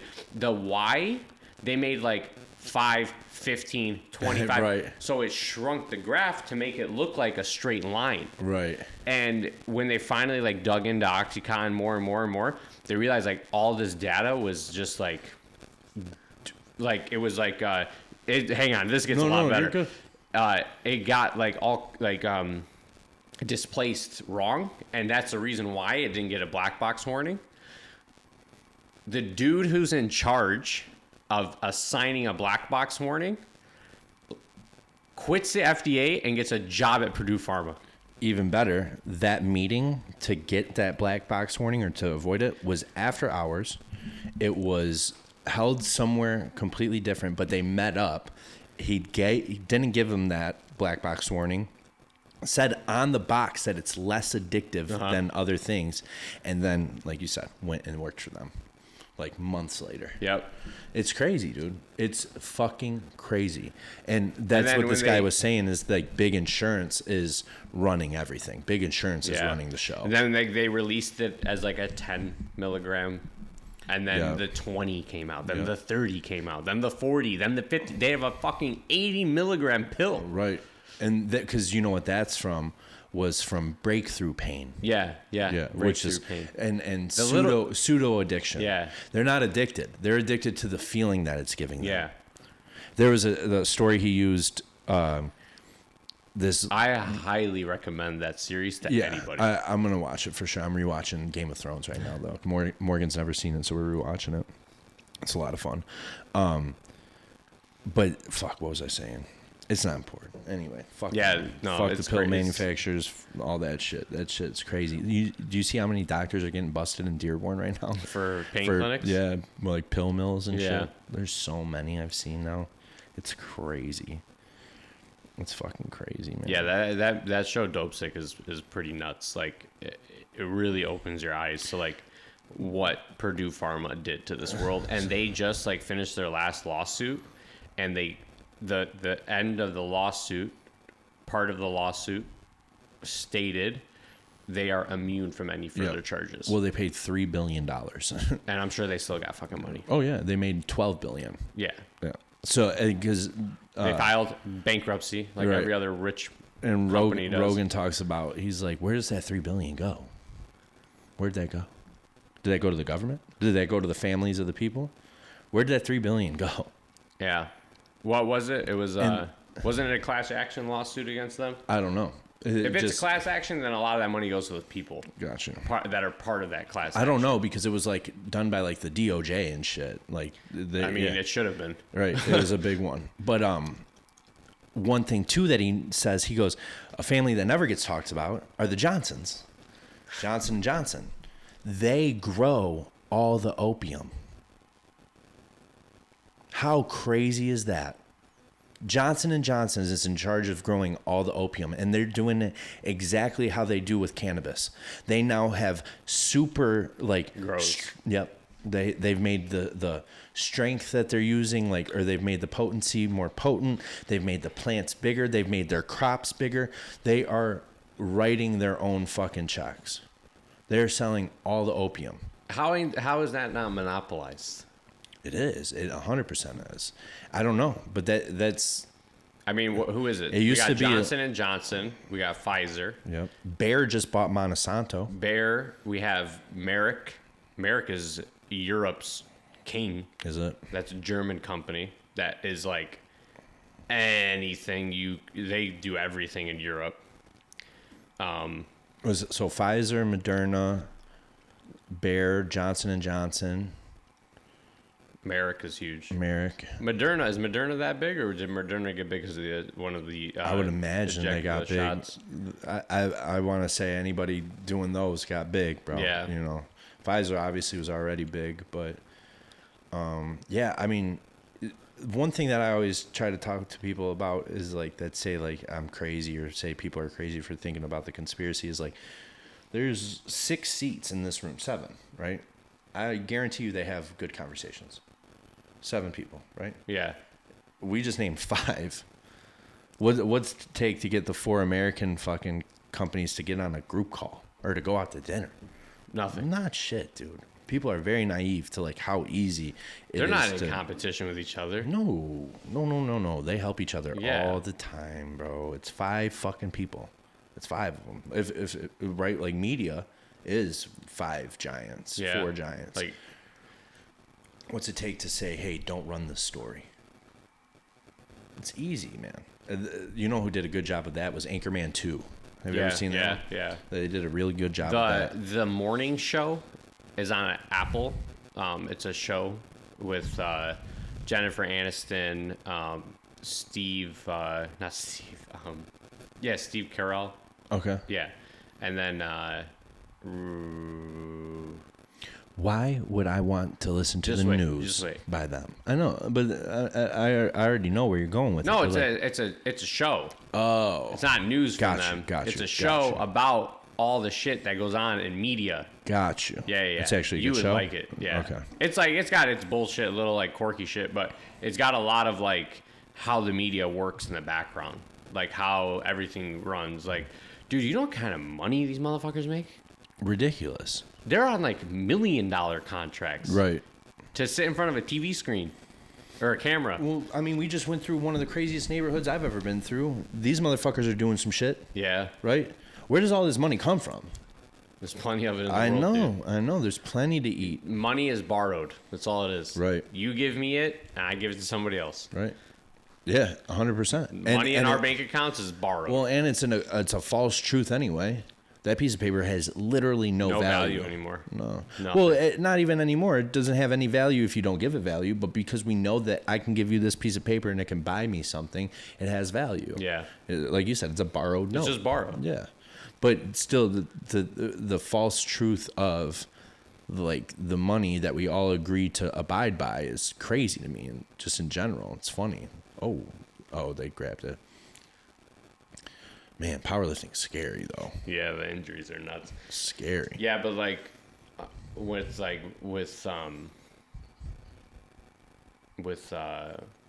what the fuck was I about to say? I'm sorry. I forgot. But when it comes to like money being like, I've heard that so many times from so many people, like it's just borrowed from one person to the other, and it's actually crazy to think about, because like that really is how your money is. 100%. 100%.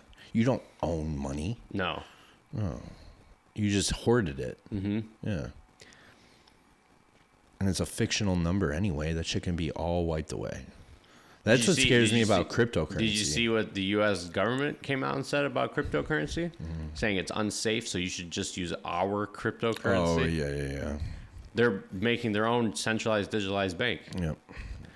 Just like China. Were you upset about Queen Elizabeth's death? Not one bit. Not one bit. I would have been one of the motherfuckers cheering for it. I'm Scottish. Didn't she do our people wrong? Did she? I think so, yeah. Yeah. Scots and the Irish. But no, that family is weird as fuck, dude. That family's real weird. Isn't that like one of the only like first world civilization like monarchies still around? Probably. Like France Do you know doesn't what have a like king first and queen, world, right? second world, third world really means? No. It was about World War II. The first world were us and our allies. The second world was Russia and their allies. Oh, wow. Or Germany and their And allies. third were like, People neutral. wow.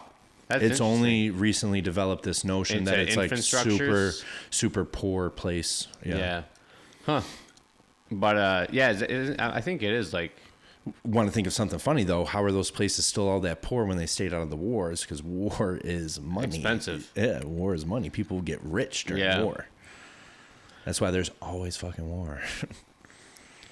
What do you think about like free school? Honestly, free school? Yeah, like giving people free education. I don't think there's anything wrong with that. I don't think so either. I think like I think a big reason why people are against that kind of stuff is because it ends up costing everybody money. Yeah, but okay, yep, I agree. I think that's the notion, but that's what's driving their pushback is I don't want to pay for it. Right. It's not that I don't want people to have free school. It's like I don't want to have to pay for it. But if you, But I've seen more pushback for that than the $80 billion we've sent Ukraine, and that would have paid for everybody's free school. yeah, that shit's Right. wild. It's crazy. With the stroke of a pen, we really do have the power to do it. Because we're making money. We're shadow fighting Russia by giving Ukraine. Ukraine would be demolished if we didn't start sending them shit. Yeah. I've Is that heard war that. still going on? Yeah, I've heard that 1,000 times. You didn't hear? Putin just said that they're going to like start the draft. They need 300,000 people. So Reservists. Putin is losing this war? I don't know if he's losing or if he's just in a position he doesn't want to be in right now, and they're going to full blown attack. That's been so. You know why Ukraine's really winning, or Because they haven't even sent their real army. that, and because Ukraine is really muddy. So they're waiting for the winter so that mud can fucking like freeze over, and then they can drive tanks over it, and it's like game over. You know, like that's what a lot of people I've listened to talk about say, that they're just waiting for the winter. Yeah. Winter is coming. But No, free school I think would be a good thing. but then what leverage does the army have? No, nothing. None. Zero. That's their main leverage is free school. Yeah, it's a big one. Is free school probably is the reason why a lot of guys go and girls go. 100%, man. But these are like those convoluted things where they're like, I can argue this against that, but it really shouldn't ever have to be that, right? Like, oh, we're gonna pay for it. Okay, yeah, but we're paying for it in so many other ways right now that like, if we just gave everybody free school, maybe we wouldn't have to pay for these things, right? Think about how much we pay for Medicaid and Medicare, right? Well, what if we were able to give people free schooling, which led to more intelligence because you wouldn't need state.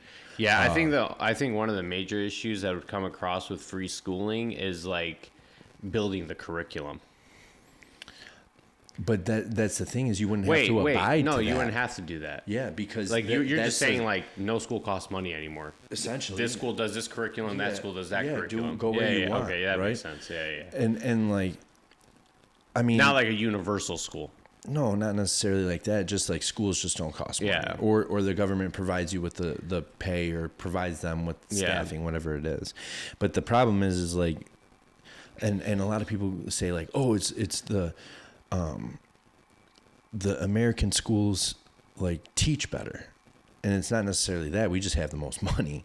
So if you want to do your research, you have to come to an American school to do that research. Yeah, but we're actually like not like good at educating. Yeah. Yeah, I know. Like world nation ranking wise, like we're not in the top like 10 or I know, something but like that. what I'm saying is a lot of people will argue that. Oh, then why do they come here?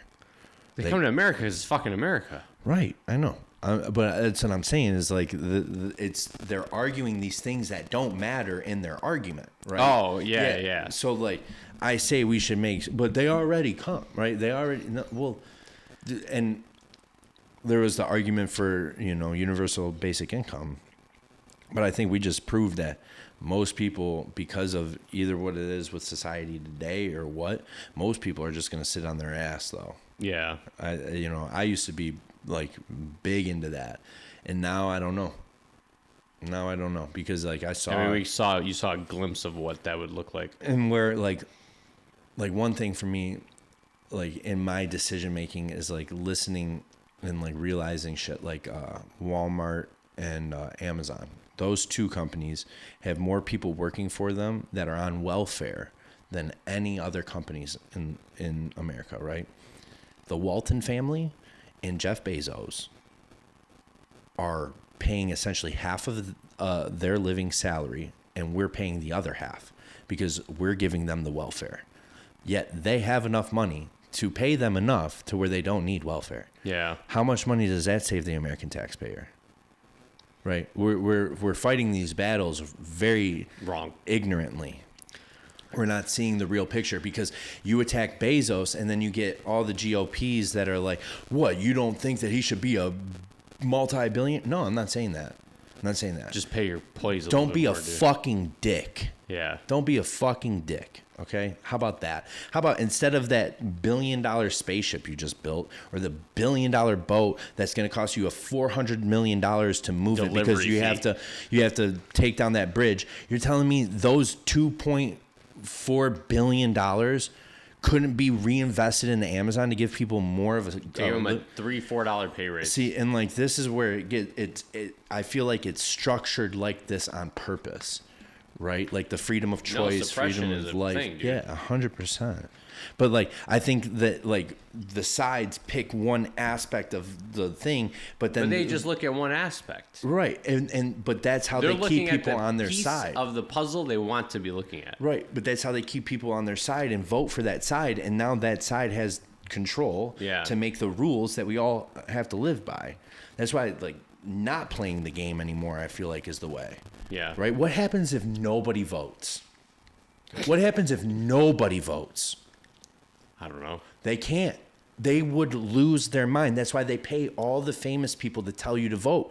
You have to play the game. Yeah. The belief that the game is still the game has to be there. Otherwise, if you don't play, what? They show their real hand?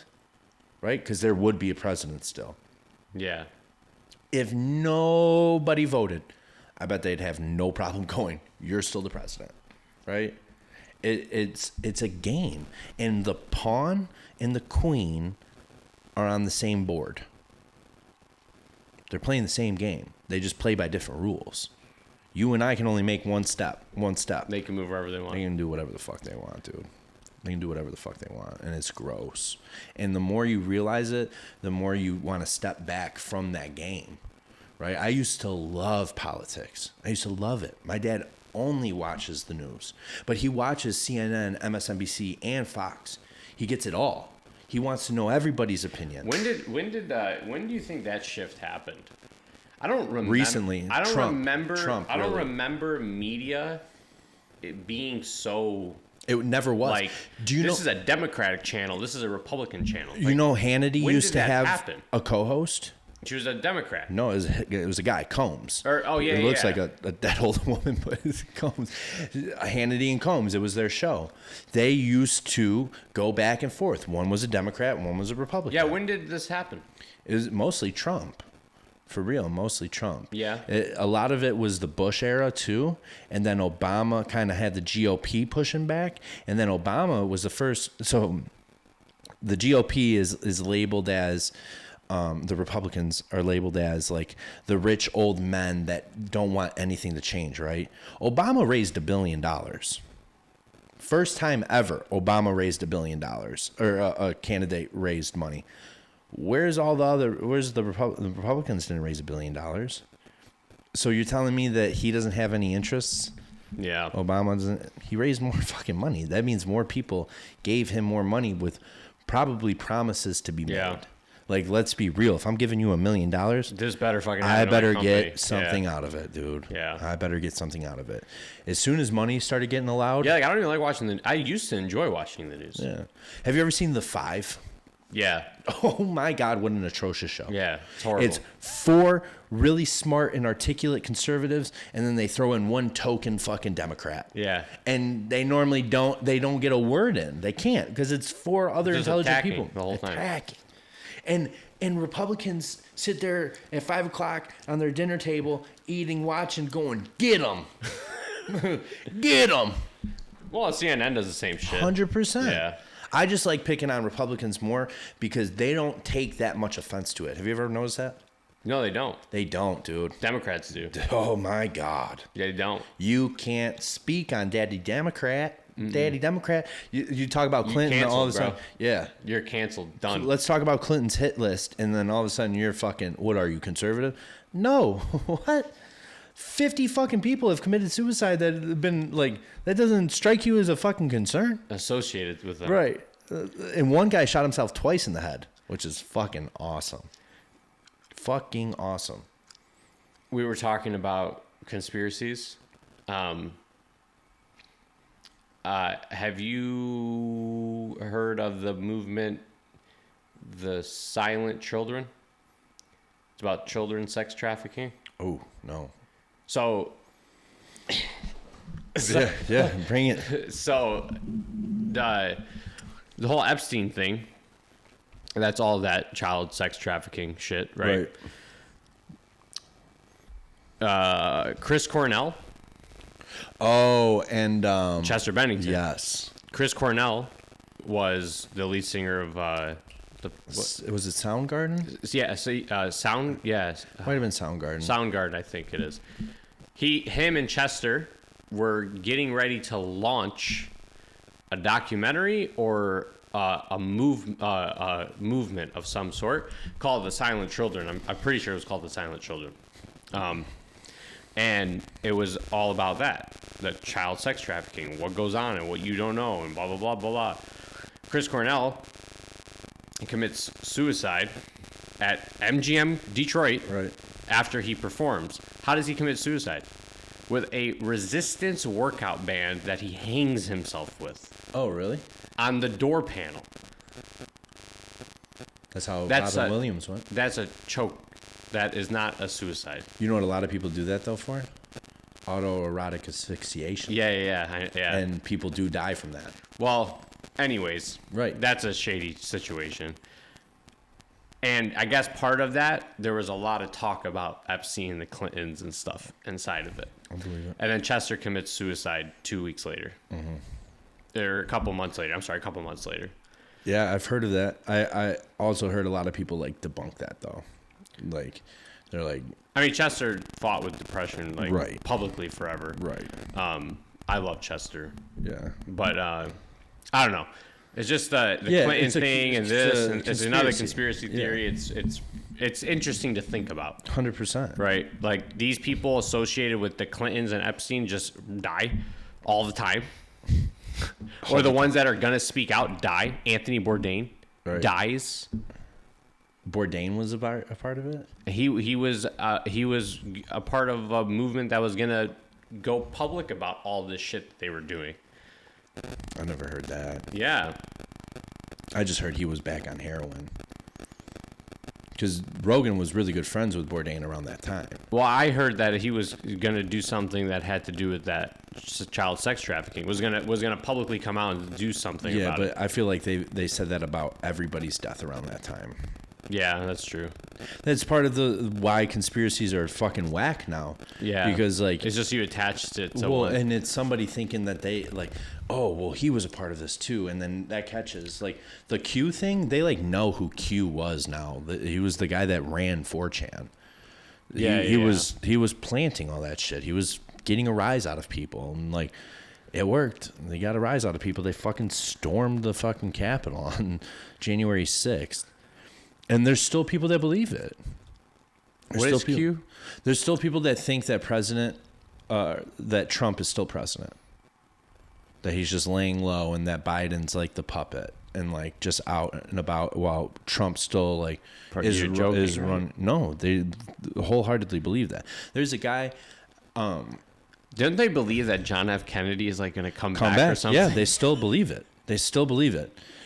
Yeah, and there's always like a delay because of it. Yeah, but like he didn't die or something. Yeah, because so now JFK was speaking out against secret societies. Yeah. Now, was he assassinated, or he was obviously assassinated, but was he assassinated by us? That one's pretty interesting. That one's very interesting because it wasn't Lee Harvey Oswald. That was Lincoln, right? That was Lincoln. Who was Kennedy? I forget. But he was supposedly in those MK Ultra experiments. Yes. And MK Ultra was the acid experiments where they tried mind control. CIA tried, and you know who else was a part of that? They believe was Charles Manson. And there's like evidence that like Charles Manson was getting acid like given to him, and like to give to his followers, so that they would do stuff. And like, so have you ever heard of Operation Midnight Climax? Yeah. Where they were like dosing the Johns, and then somebody jumped out of the window, so they had to stop it. Rogan had somebody on that did like a 20-year research book on Charles Manson that was supposed to be an article for a magazine or some shit, and turned into this novel. And he was talking about when that came out. Like a week later, one of the clinics that was still like giving acid. Well, like no, not giving acid, but was still like involved as like CIA involvement closed down. The Haight-Ashbury Clinic or something, Haith Ashbury Clinic, something like that. They were like known conspirators with the CIA. Man. You see the IRS hired a bunch of people? 84,000 people, and one of the things... You have to be firearmed, like trained or something like that? Yeah, that was awesome. They're coming to get your money. Yeah, and they're going to shoot you for it. All those PPP loans and shit. They're coming for their money. I hope you bought a gun. They're coming for that shit. I know people that made tens of thousands of dollars from that. I know people that made hundreds of thousands. Yeah, never even... They weren't out of work. They didn't have a job. No. They just knew how to fill out an application right. Crazy, dude. Or they knew somebody that knew how to fill out an application right. Yeah, that's part of it. And they knew how to make their forgiveness application look so it got forgave. That's so crazy. I'm surprised that Death Grip Derek guy isn't competing. Have you seen him? No. He's a freak of nature, too. He's like 20-something. Very, very young. Younger than Hussam, even. And he's a freak. I think he squatted 840. Powerlifting is sweet to watch, though. Yeah, hell yeah. This is hype, dude. She's going for 385 bench press. Holy smokes. 385 is fucking gnarly. What's the most you've benched? 365 with a slingshot. So not 365. But that was also in 2018. Look at the comments. Benching my squat. She got it, too. Yeah, she cleaned it. That was easy. That was dope. What's your heaviest bench? 315 for like a couple. Oh, yeah. I mean, my best is 315 for 10. No, I can't press. I can't bench a lot. I could dumbbell press a decent amount. I could like chest press a decent. I can't bench a lot. I think it's just because I don't do it. I don't do it much. I think they're saying goodbye. Hunter and Bree. That's awesome that they got to do that. That's cool as fuck. I wonder if the guys' bench press is going to start soon. I imagine. Because they just did the girls. That makes sense, too. Like squat, they have to have that squat rack thing out. Yeah, and then the bench, monolift. all they do is... It's not a monolift. They all walked it out. Oh, it's not a monolift. Yeah, those are those adjustable ones they bring down. That's right. Those are dope. Those like whole little squat rack type things. But then it makes sense that they would move those completely and then deadlift is last. Yeah, that makes sense. Damn, deadlift is last would be hard. It probably is last. No, I'm just saying it would be hard to have to exhaust all that and then dead at the end. No, it'd be a lot. Yeah, I like that Hassam has a SBD day in there. Oh, SBD, squat bench dead. Yeah, that's what it means. Right, but I wonder if that's No, they do it in that order because that's how they do it in competition. Right. Okay. Yeah. Yeah. We're sitting there. I wonder what lift is what. Oh my God. You're right. It's been in the fucking writing the whole time. Lenny, cue the crickets. Perfect. Yeah, perfect. I did a podcast the other day. Oh yeah, Behind the Muscle. Yeah. I need to listen to that. How was it? It was cool. It was like, Was it Zoom? yeah, it was just on Zoom, and it was. I like his podcast because like he brings on like he started bringing on more coaches, which is cool because like it's nice to hear from a coach, and then. He does a lot of he does a lot of amateur bodybuilders to give them a little bit of spotlight. Nice. And he does pros too, but he likes to do interviews with guys like getting ready for national shows. I saw him do Jordan, Joey, you, Todd. He did. He did a bunch of guys that were competing in North Americans. Then he did a bunch of coaches. We did that too. shit. That was RP clips. Damn, I wonder if our day will be shown. That'd be crazy. Cool. But so like it was cool because like it was behind the muscle. Like it's like I want to know who you are. Right. Like how did your come up? How did you things like that, which was a lot of fun to talk about that stuff. Like for sure. Ask me about my childhood, like all that. Kind of how did you get to where you were today? Then we talked about like who inspired you bodybuilding wise, so what made you want to be a bodybuilder, like all that kind of stuff, which was pretty neat. I said something to him that like he brought up like twice because I think I just shook his brain. Right.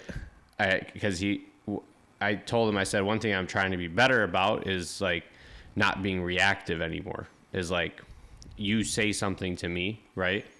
Let's say we're in a conversation and you say something to me. I don't want to react anymore.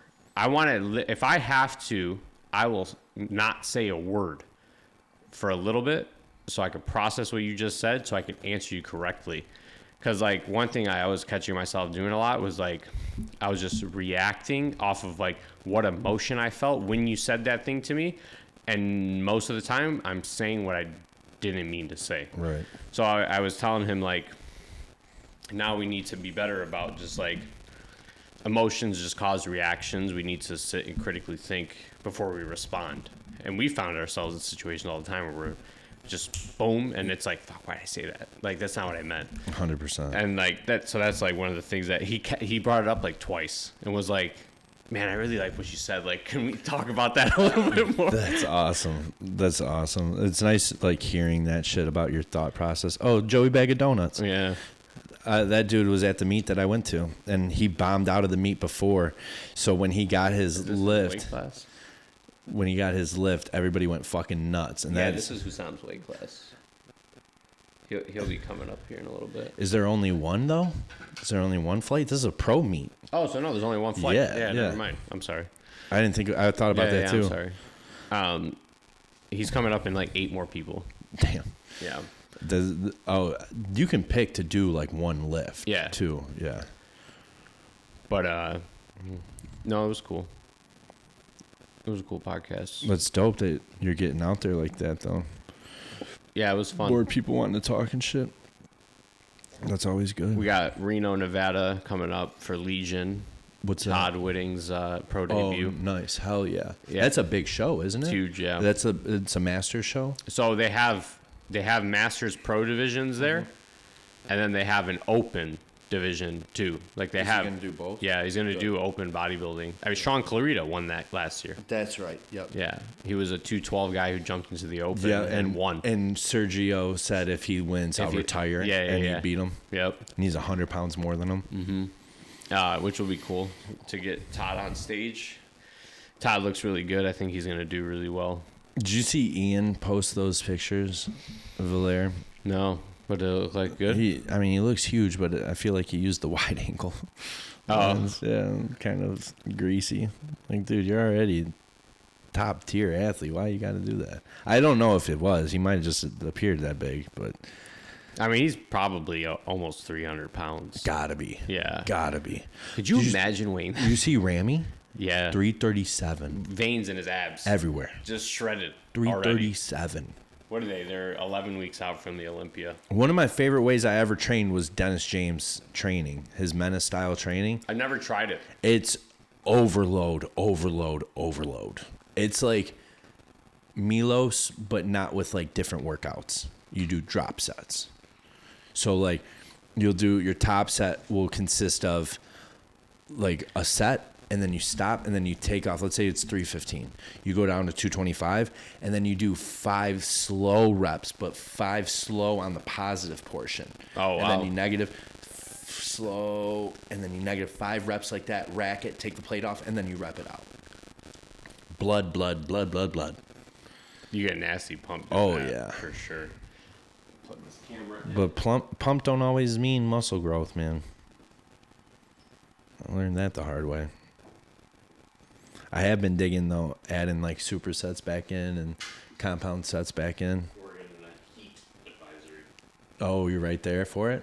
Perfect. I'm going to plug it in. Oh, yeah, that'll just heat it up even more. Yeah. Yeah. What do you got going on the rest of the weekend? Tonight, my brother-in-law's bachelor party dinner thing, and then tomorrow we're gonna take Blake to the cider mill. Nice. Yeah. Nice. Morgan and I were talking about going to a cider mill, too. Taking Brucey. Yeah, yeah, we won't take Charlie. Charlie's actually in public shook. Oh, I can't imagine. He doesn't like to. He's shaking the whole time. What's going on? He's not like how he is at home. Dude, at home, he hates me. Damn, 495 bench. What is Husam's bench? 5 something. I know. 500 pounds, dude. Just picking it up with your 2 hands and bringing it down to your chest and pushing it back up. It's like a quarter of a car. Dude, one of those lifts that if you put the back wheels on it and deadlift it, I guarantee you could do that. Yeah. I guarantee you. Look at this. Jesus. That went up smoother than my 135 goes up, dude. They make it look like warm-up weight. So backstage, they have plates and stuff for them to keep warming up Yep. with? Yeah, that's what I thought. Yeah, so these are basically top sets. Man, it's pretty cool. And the back too, from what I saw when I was there, they were somebody needed something, here you are, Oh, you need smelling salts, or here you are, I got it. It was very good camaraderie. Is there? Yeah. There's a flight A, B, and C. Oh, wow. Husam's in C. Okay, yeah. Yeah. Is this flight C? This is B. Okay. But yeah. What else, dude? What else been going on? Not much, man. I started microdosing mushrooms. That's I been cool. wanted to talk to you about that, but I didn't know. I don't care. Yeah. I'm good. How's it been going? It's good. Yeah? It's pretty dope. I think now I'm actually feeling it though. Yeah. Starting to get the benefits. Feeling the benefits of it. Definitely has changed my mood a lot in a positive. What's your protocol been? 1 day and then 2 days off, 1 day. Nice. 2 days off, 1 day, like that, which has been nice. And you're sticking around 0.1, 0.2? Yeah, today I took 0.3. Yeah. I just wanted to see. Earlier. Yeah. It's kind of faded now. But I do like how it does come in waves. I'll feel completely normal, and then all of a sudden, You're I hey. feel a little hey, that sounds a little different, or even my body feels a little different, which is pretty cool. Have you worked out doing it yet? Yeah, once. I didn't really feel any different though. No.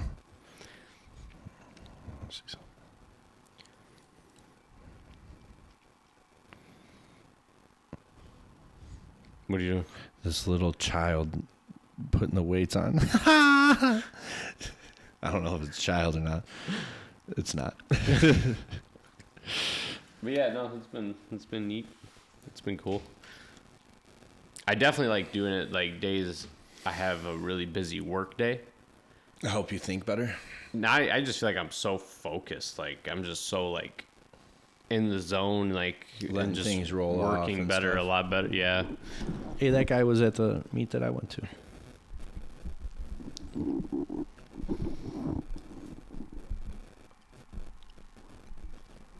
Some of the powerlifting would be fun, but I just like. Dude, I feel like it would hurt so much all the time. Yeah, but think about a set of 3. Doesn't Yeah. that sound nice? It does. It does sound Versus nice. a set of 12 with a rest pause. None of my sets are under 10. Yeah.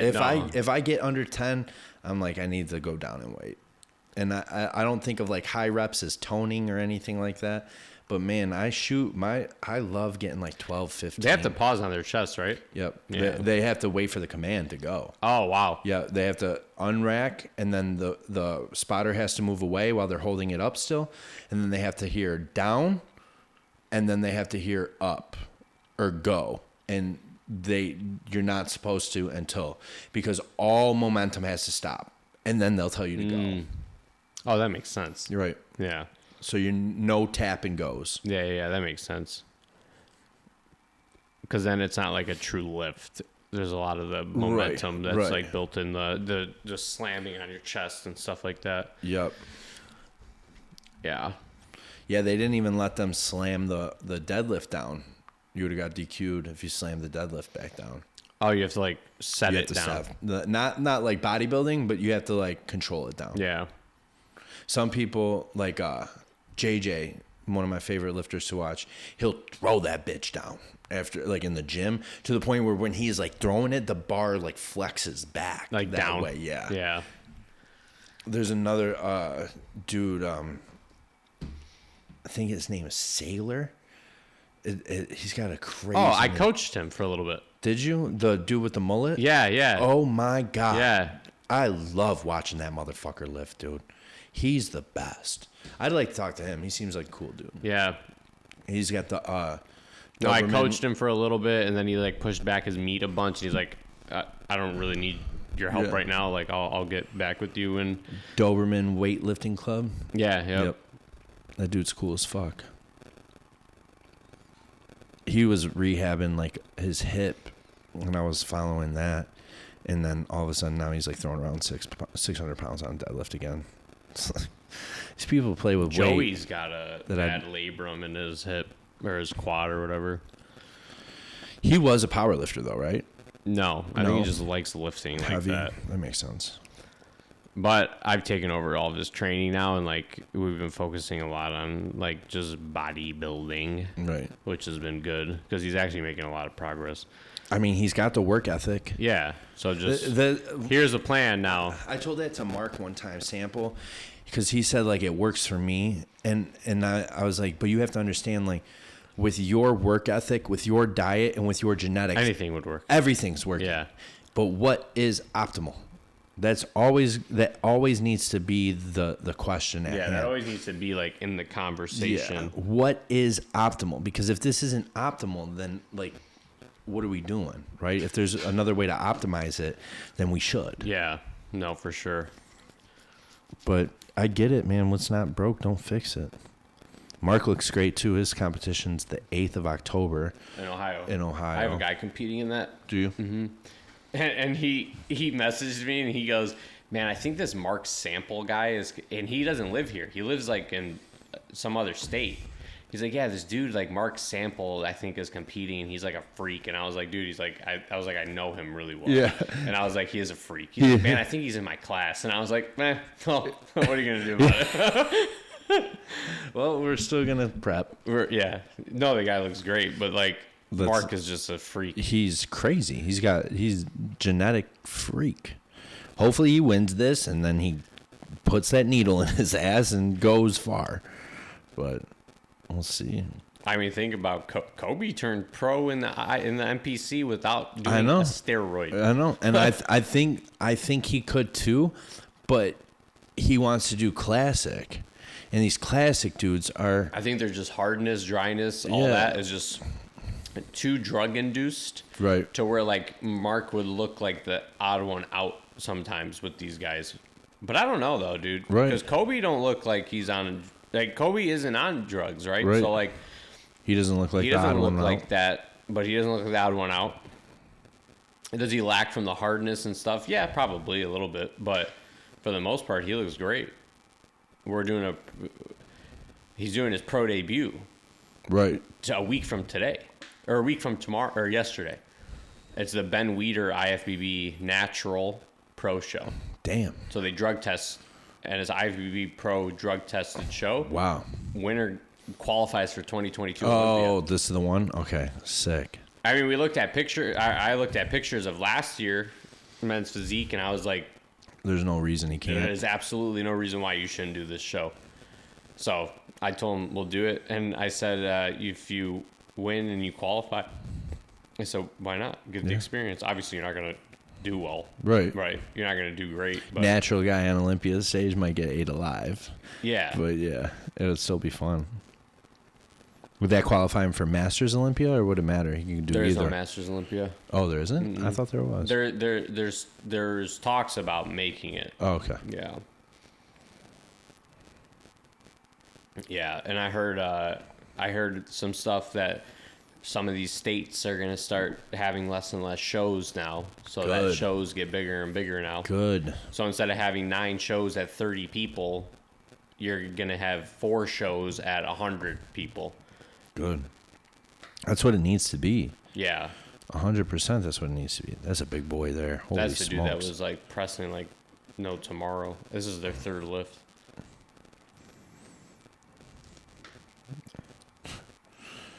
500-pound bench Dude, press. some of these guys are just behemoths. Right. Like, Just naturally big yeah. people. Not like big bone, just bigger humans. More mass to I them. feel bad. Everybody's like, Oh, yeah. Oh, fuck them. we're commentating Husam's lifts today. Yeah, we're just looking. We talked, and then Jesus. that was stupid. That was really stupid. When I say butter, I mean butter. Oops. Opa.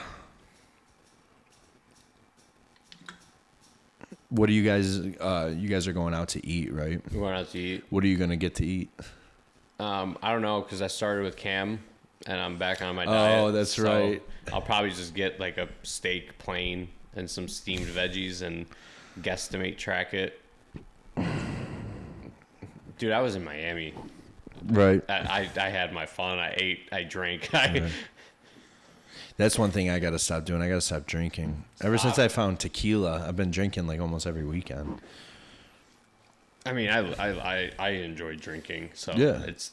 I don't have a problem with it. I I mean, don't dude, desire it. in Miami, it was kind of funny. Like, I literally started drinking at 10 o'clock in the morning, and I was. Oh, for sure. I On was, like- vacation, for sure. and I was gone. I was on till like midnight every night. I drank more than I ate. Ooh. Did it fall? Yeah. They took it from him real quick. But yeah, no. All Dina and I drink is tequila. There's something about it, It's man. always been the drink of choice. I- Chemically, apparently, it doesn't turn into a downer when it's metabolized, and I guess that's a big reason why a lot of people like drinking it. I don't get Because hung alcohol over. is like an upper Right. initially, But and then it's a it's depressant. a depressant at the end.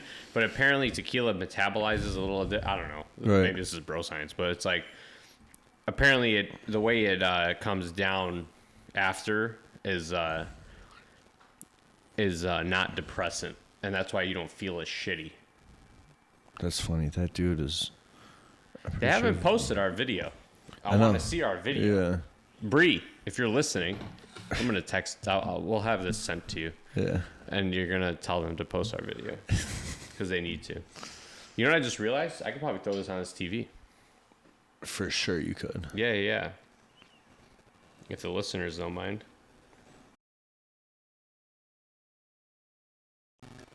I mean, it is pretty neat.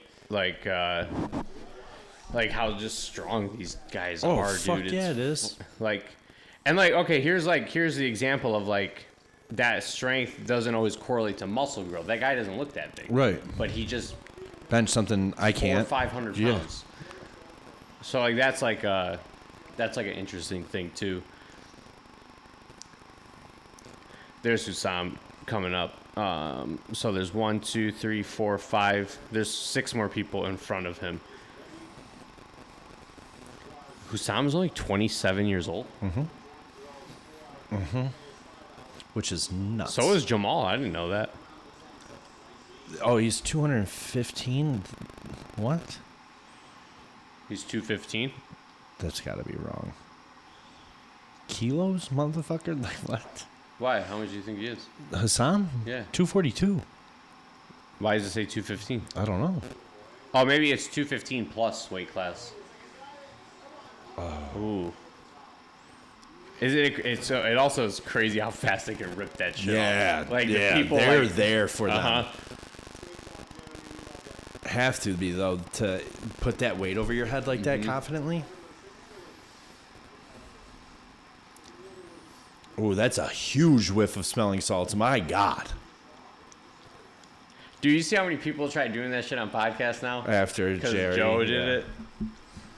Like so many people are like, oh, You know what's tried funny? smelling That salts? was right after I got out of the hospital because I watched that episode, like in in the hospital. no in the chair that I was able to sit in at my parents' house. Oh. That you kind of had to sleep in, right? Almost. No, I was able to sleep on the pull-out bed, but the pull-out bed, because its pull-out was so tall already. Oh my god! Go. Nope. The pull-out bed was so tall already, it made it easier for me getting out of bed. My bed's always been close to the ground, Yeah. if not on the ground. Oh, I've decided we're for sure watching the Olympia here. Yeah, Yeah. that'd be sick. Yeah. That'd be sick. Oh, shit, he's got an Oscar Tano tattoo. He was there, too, at that meet because I remember that tattoo.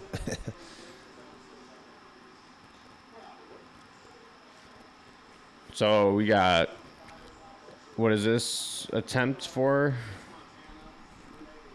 235 kilo. Yep. Oh no, 518 pounds. Which would be 200 kilos, right? Which 235 kilos. 235 kilos, right? Yeah. Yeah.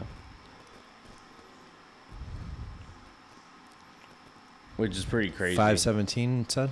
Yeah. Yeah, that's what it is.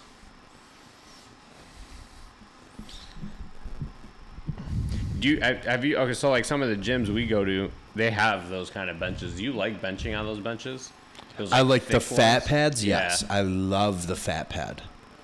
RTB and Royal Oak both have them. They're awesome. Wow. Got that bitch. That was easy. Oh my god. Oh wow! All their plates are like, oh, this is all Ghost, ghosts yeah. now.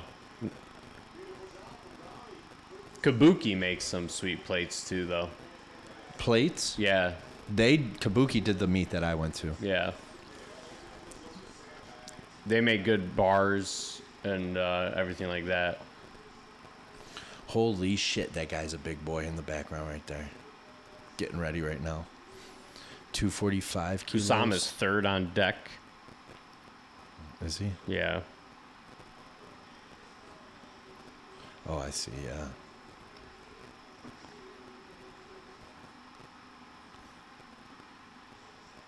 Joe Sullivan has a good bench too. Yeah. 5 something.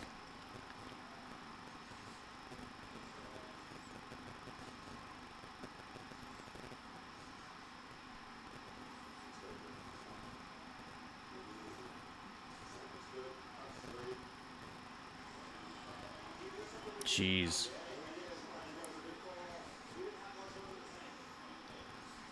What does Raw stand for again in powerlifting? I believe only Like you're not allowed to wear bench shirts, no shirts. no squat suits, right? Yeah, no shirts or suits, but you can wear a belt and wraps. Okay. This guy's going for a 551 bench. I think that Chris Bump does said it say? shirt pressure is a privilege. Yeah.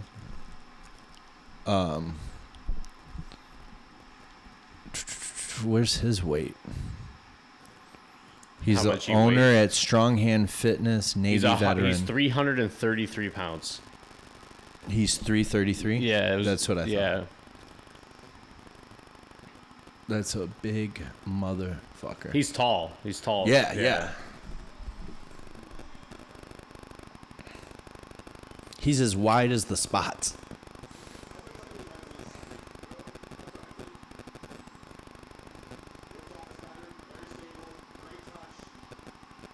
my God. Now, I don't know if that... Oh, that's definitely not a suit. No, that's just a singlet. Yeah. Yeah. The suits are like... And they have to wear a singlet for squat and bench press, but they can take it off for deadlifts, yeah. Which was pretty hardcore. They can take, like, the shoulder part off. Some dudes were doing it, like, I don't want to say shirtless, but they were damn near. Because all the elasticity, like, keeps them, like, tight. Yeah.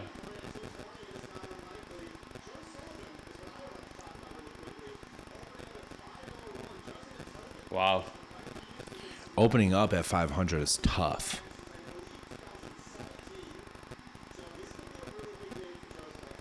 Man, that's crazy. 501 pounds to open. Yeah. 501 is Yeah, it's pretty nuts. heavy opener. Because your opener is supposed to be something you got. Yeah, like, for sure. Let's get the number Yeah. on the board so we don't bomb out. Because I believe you have to do that number. What do you mean? Like, I can't, if I tell them what my opener is, I can't go down. I can't just rechange it. No, you can't. Yeah, once you enter in your opener. Because you have to enter those in ahead of time. Right.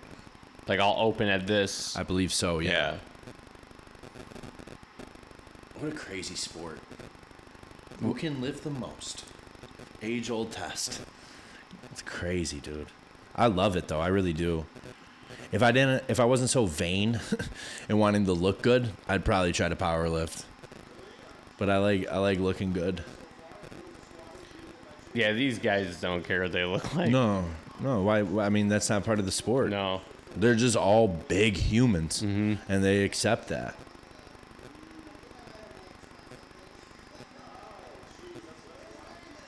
This is a good broadcast. Yeah, they did a good job with this live stream. Yeah, this is better than any fucking bodybuilding show I've seen. Seriously. They got to figure it out, man. Bodybuilding streams are rough. Because, I mean, it's hard too. I get it. Dude, because I think so much of it has to do with, like, it's just so... I need to make the most money. I don't want to spend anything to make my show better because I need to capitalize on every single piece of cash that I can make. And then they all take only fucking cash and they don't use credit cards and debit cards. And dude, if you're going to have something like that, rent a fucking ATM and put it in the lobby. Right.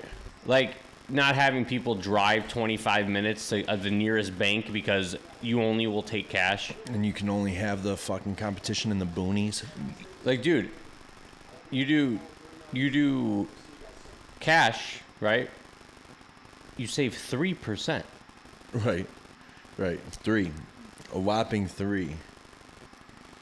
Crazy. And a lot of those things now, like the one we have at work, it's a cashless ATM. So you just pay a $3.50 fee, and then they use the register essentially as the ATM. Oh, okay. Yep. Like North Americans, dude. Thousands of people come, right? Thousands of competitors. Cash only? Cash only. Damn.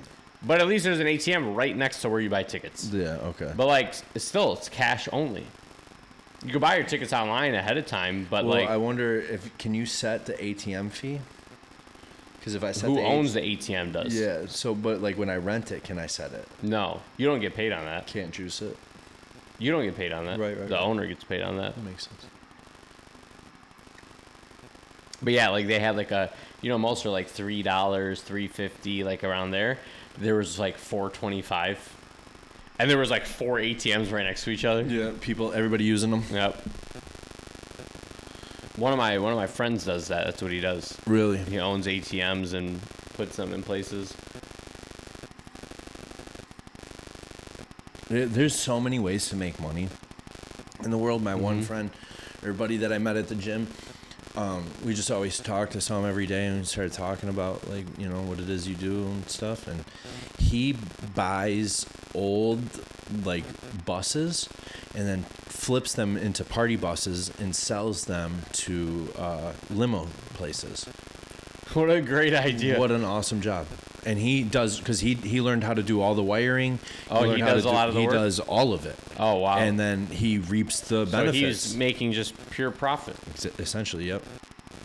And he started up the mobile bowling lane. Have you seen that? No. He teamed up with the Pistons too.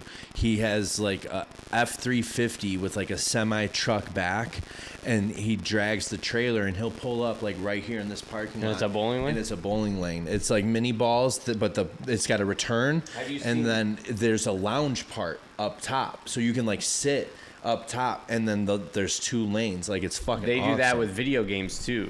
Really? For like kids' birthday parties. Oh. And like they're like big semi like backs, and they have like an Xbox area, a PlayStation area, and it's like a big arcade like That's looking smart thing. as fuck. And the kids go inside and play. Yep. Now he drives around. He's been on like multiple like news things, just showing like advertising it and stuff. It's so dope. What do you think is more hype, deadlifting or squatting? Deadlifting. Because it's such a grind. You're allowed to grind. A squat like is a scary grind. Yeah. Most people just drop, I feel like.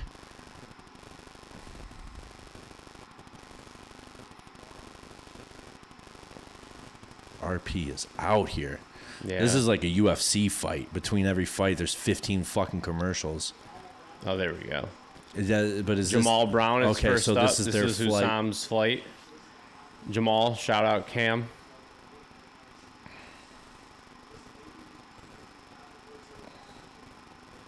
What is he opening up at? I didn't hear. Look how easy this is, dude. They just pick it up like it's fucking nothing. Yeah, he didn't even need a lift off. Again, just get on the board. That's a big boy. Holy smokes.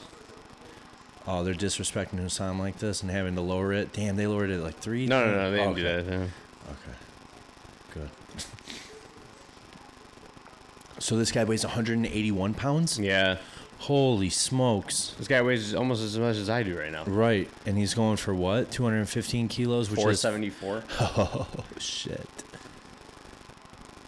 On his opener. He might get near 5. Right? Yeah. They make more than 10-pound jumps.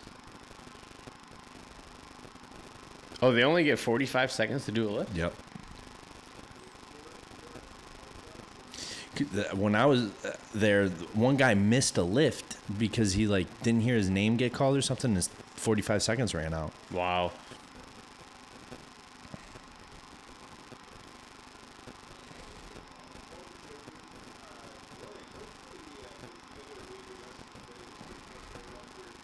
It's not bad. No, he had kind of an arch to him. But I mean, what are you gonna do? Husam's next. Strong Barbell Club. I was wondering why it said SBC.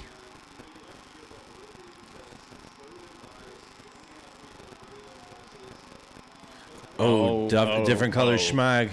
Opening at 474. He's 240. 240.7.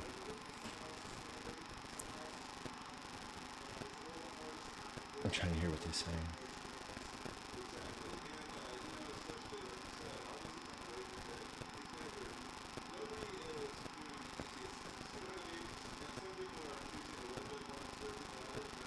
Yeah, fuck yeah, baby. He didn't struggle. No, did he? not at all. Or you Not just at all. go slow. He always lifts slow. Yeah. He's still a bodybuilder. Yeah. Look at this, Who's this fucking guy. freak? Oh, Shane Hunt. Look at that mullet. Opening at 485. Some of these guys are just such big humans. Just huge humans.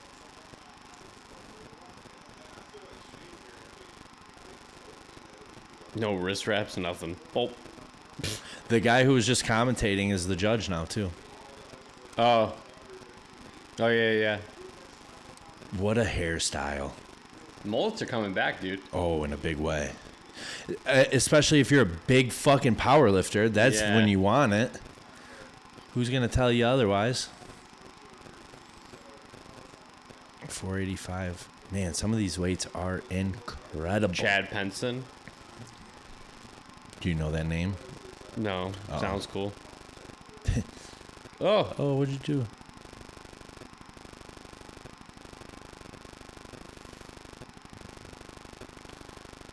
technical difficulties. Sorry, Chad. Oh, we missed you. your lift, Chad. Sorry. Wait, this guy was in a different flight. Who was? This guy.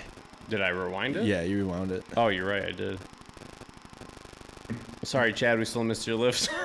Damn, we could have saw it too. Really. The supplements are funny. Now I want to use Formula One. Is that by the first form for sure? Oh, here's Joe Sullivan opening up at 496. I thought they said 501. Yeah, no, he's opening up at 496.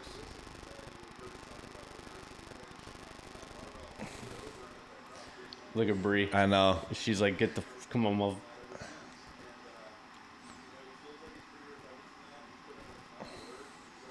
Imagine that household. Both of them power lifters. Both of them fucking top level power lifters. Like, there's no fucking slacking in that house.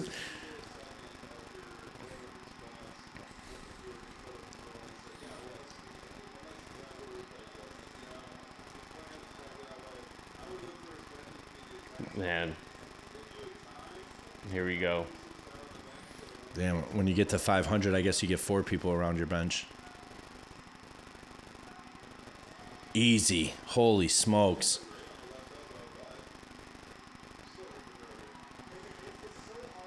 All right, come on. All right, cool. I'm good. Right, yeah. Good.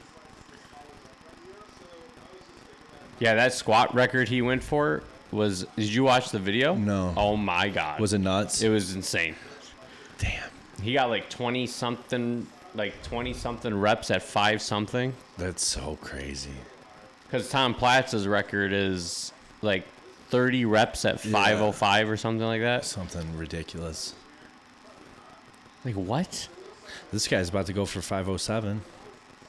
He's 197 pounds. He's 32 years old. No arch. He missed all his squats besides his opener. Oh, my God. Oh, did you just hear him? He said he's an incredible bencher. Oh. Yeah, clearly. Holy smokes.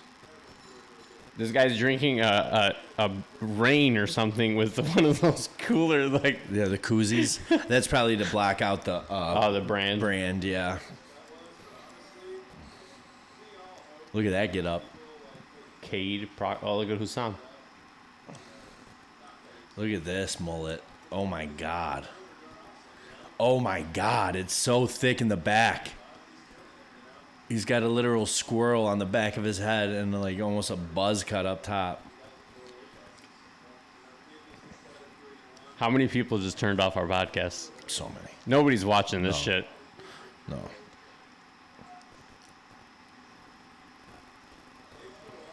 Jesus Christ.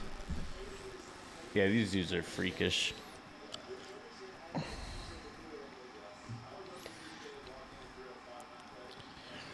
This is dope because I thought I was going to miss it. No, we got to watch it, but I'm excited.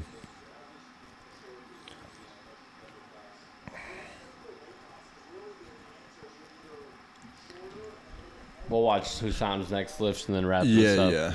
I want to see. I'd be down. John Hack. This is the motherfucker that's in all those commercials. 529. Yeah. He's opening up at. This dude's the real deal. Holyfield, I believe.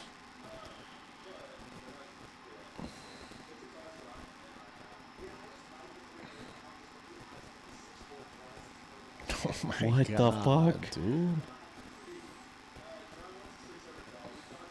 He wants 600 bad. Think you might get there, sir. Yeah. Holy smokes. Well, he made 197 weight. Let's put that. What do you mean? They didn't weigh him right before he went on for that lift. No. Well, I saw like Joe getting like IV rehydration and stuff. Hussam don't cut. No. No. Hussam stays 242 all year. And then that's what he competes at? Yeah. Yeah.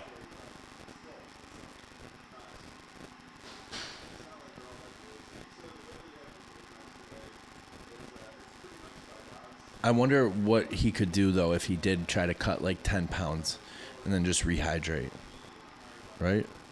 232. What would that mean for him? Just a lighter weight class? Lighter weight, higher, like, I don't know if they do, I forget how they use it. It's the Wilks score, right? Your body weight versus what you lift? That's not the Wilks score, but they use the Wilks score. But I think it would help increase it.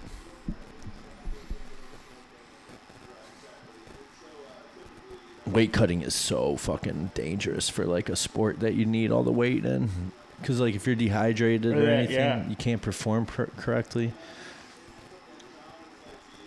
These MMA fighters are showing that too. They're getting fucked up. Here's Jamal at 485. He's 241.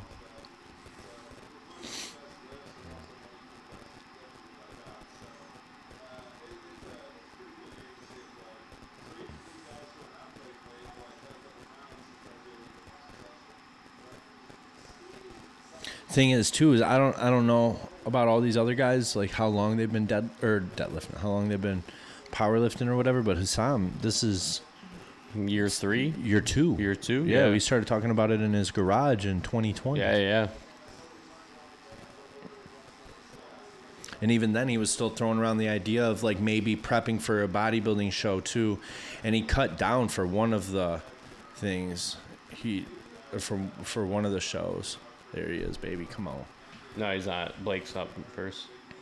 Oh. Blake's going for 496. Like, that's crazy. Like, Hussam just started powerlifting, and he's competing at a pro meet. Yeah, big one.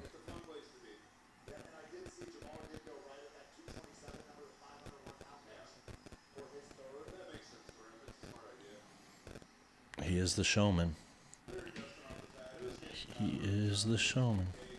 Look at all the Pedialyte and stuff back there.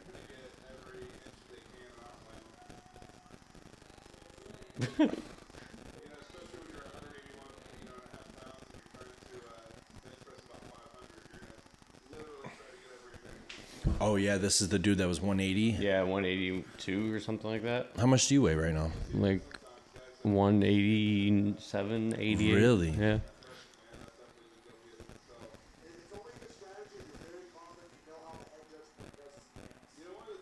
That's kind of arced.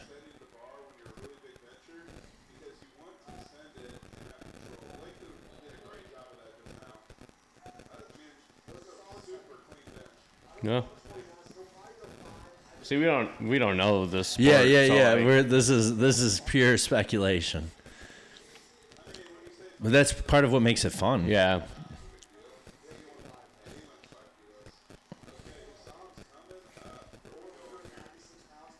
$496.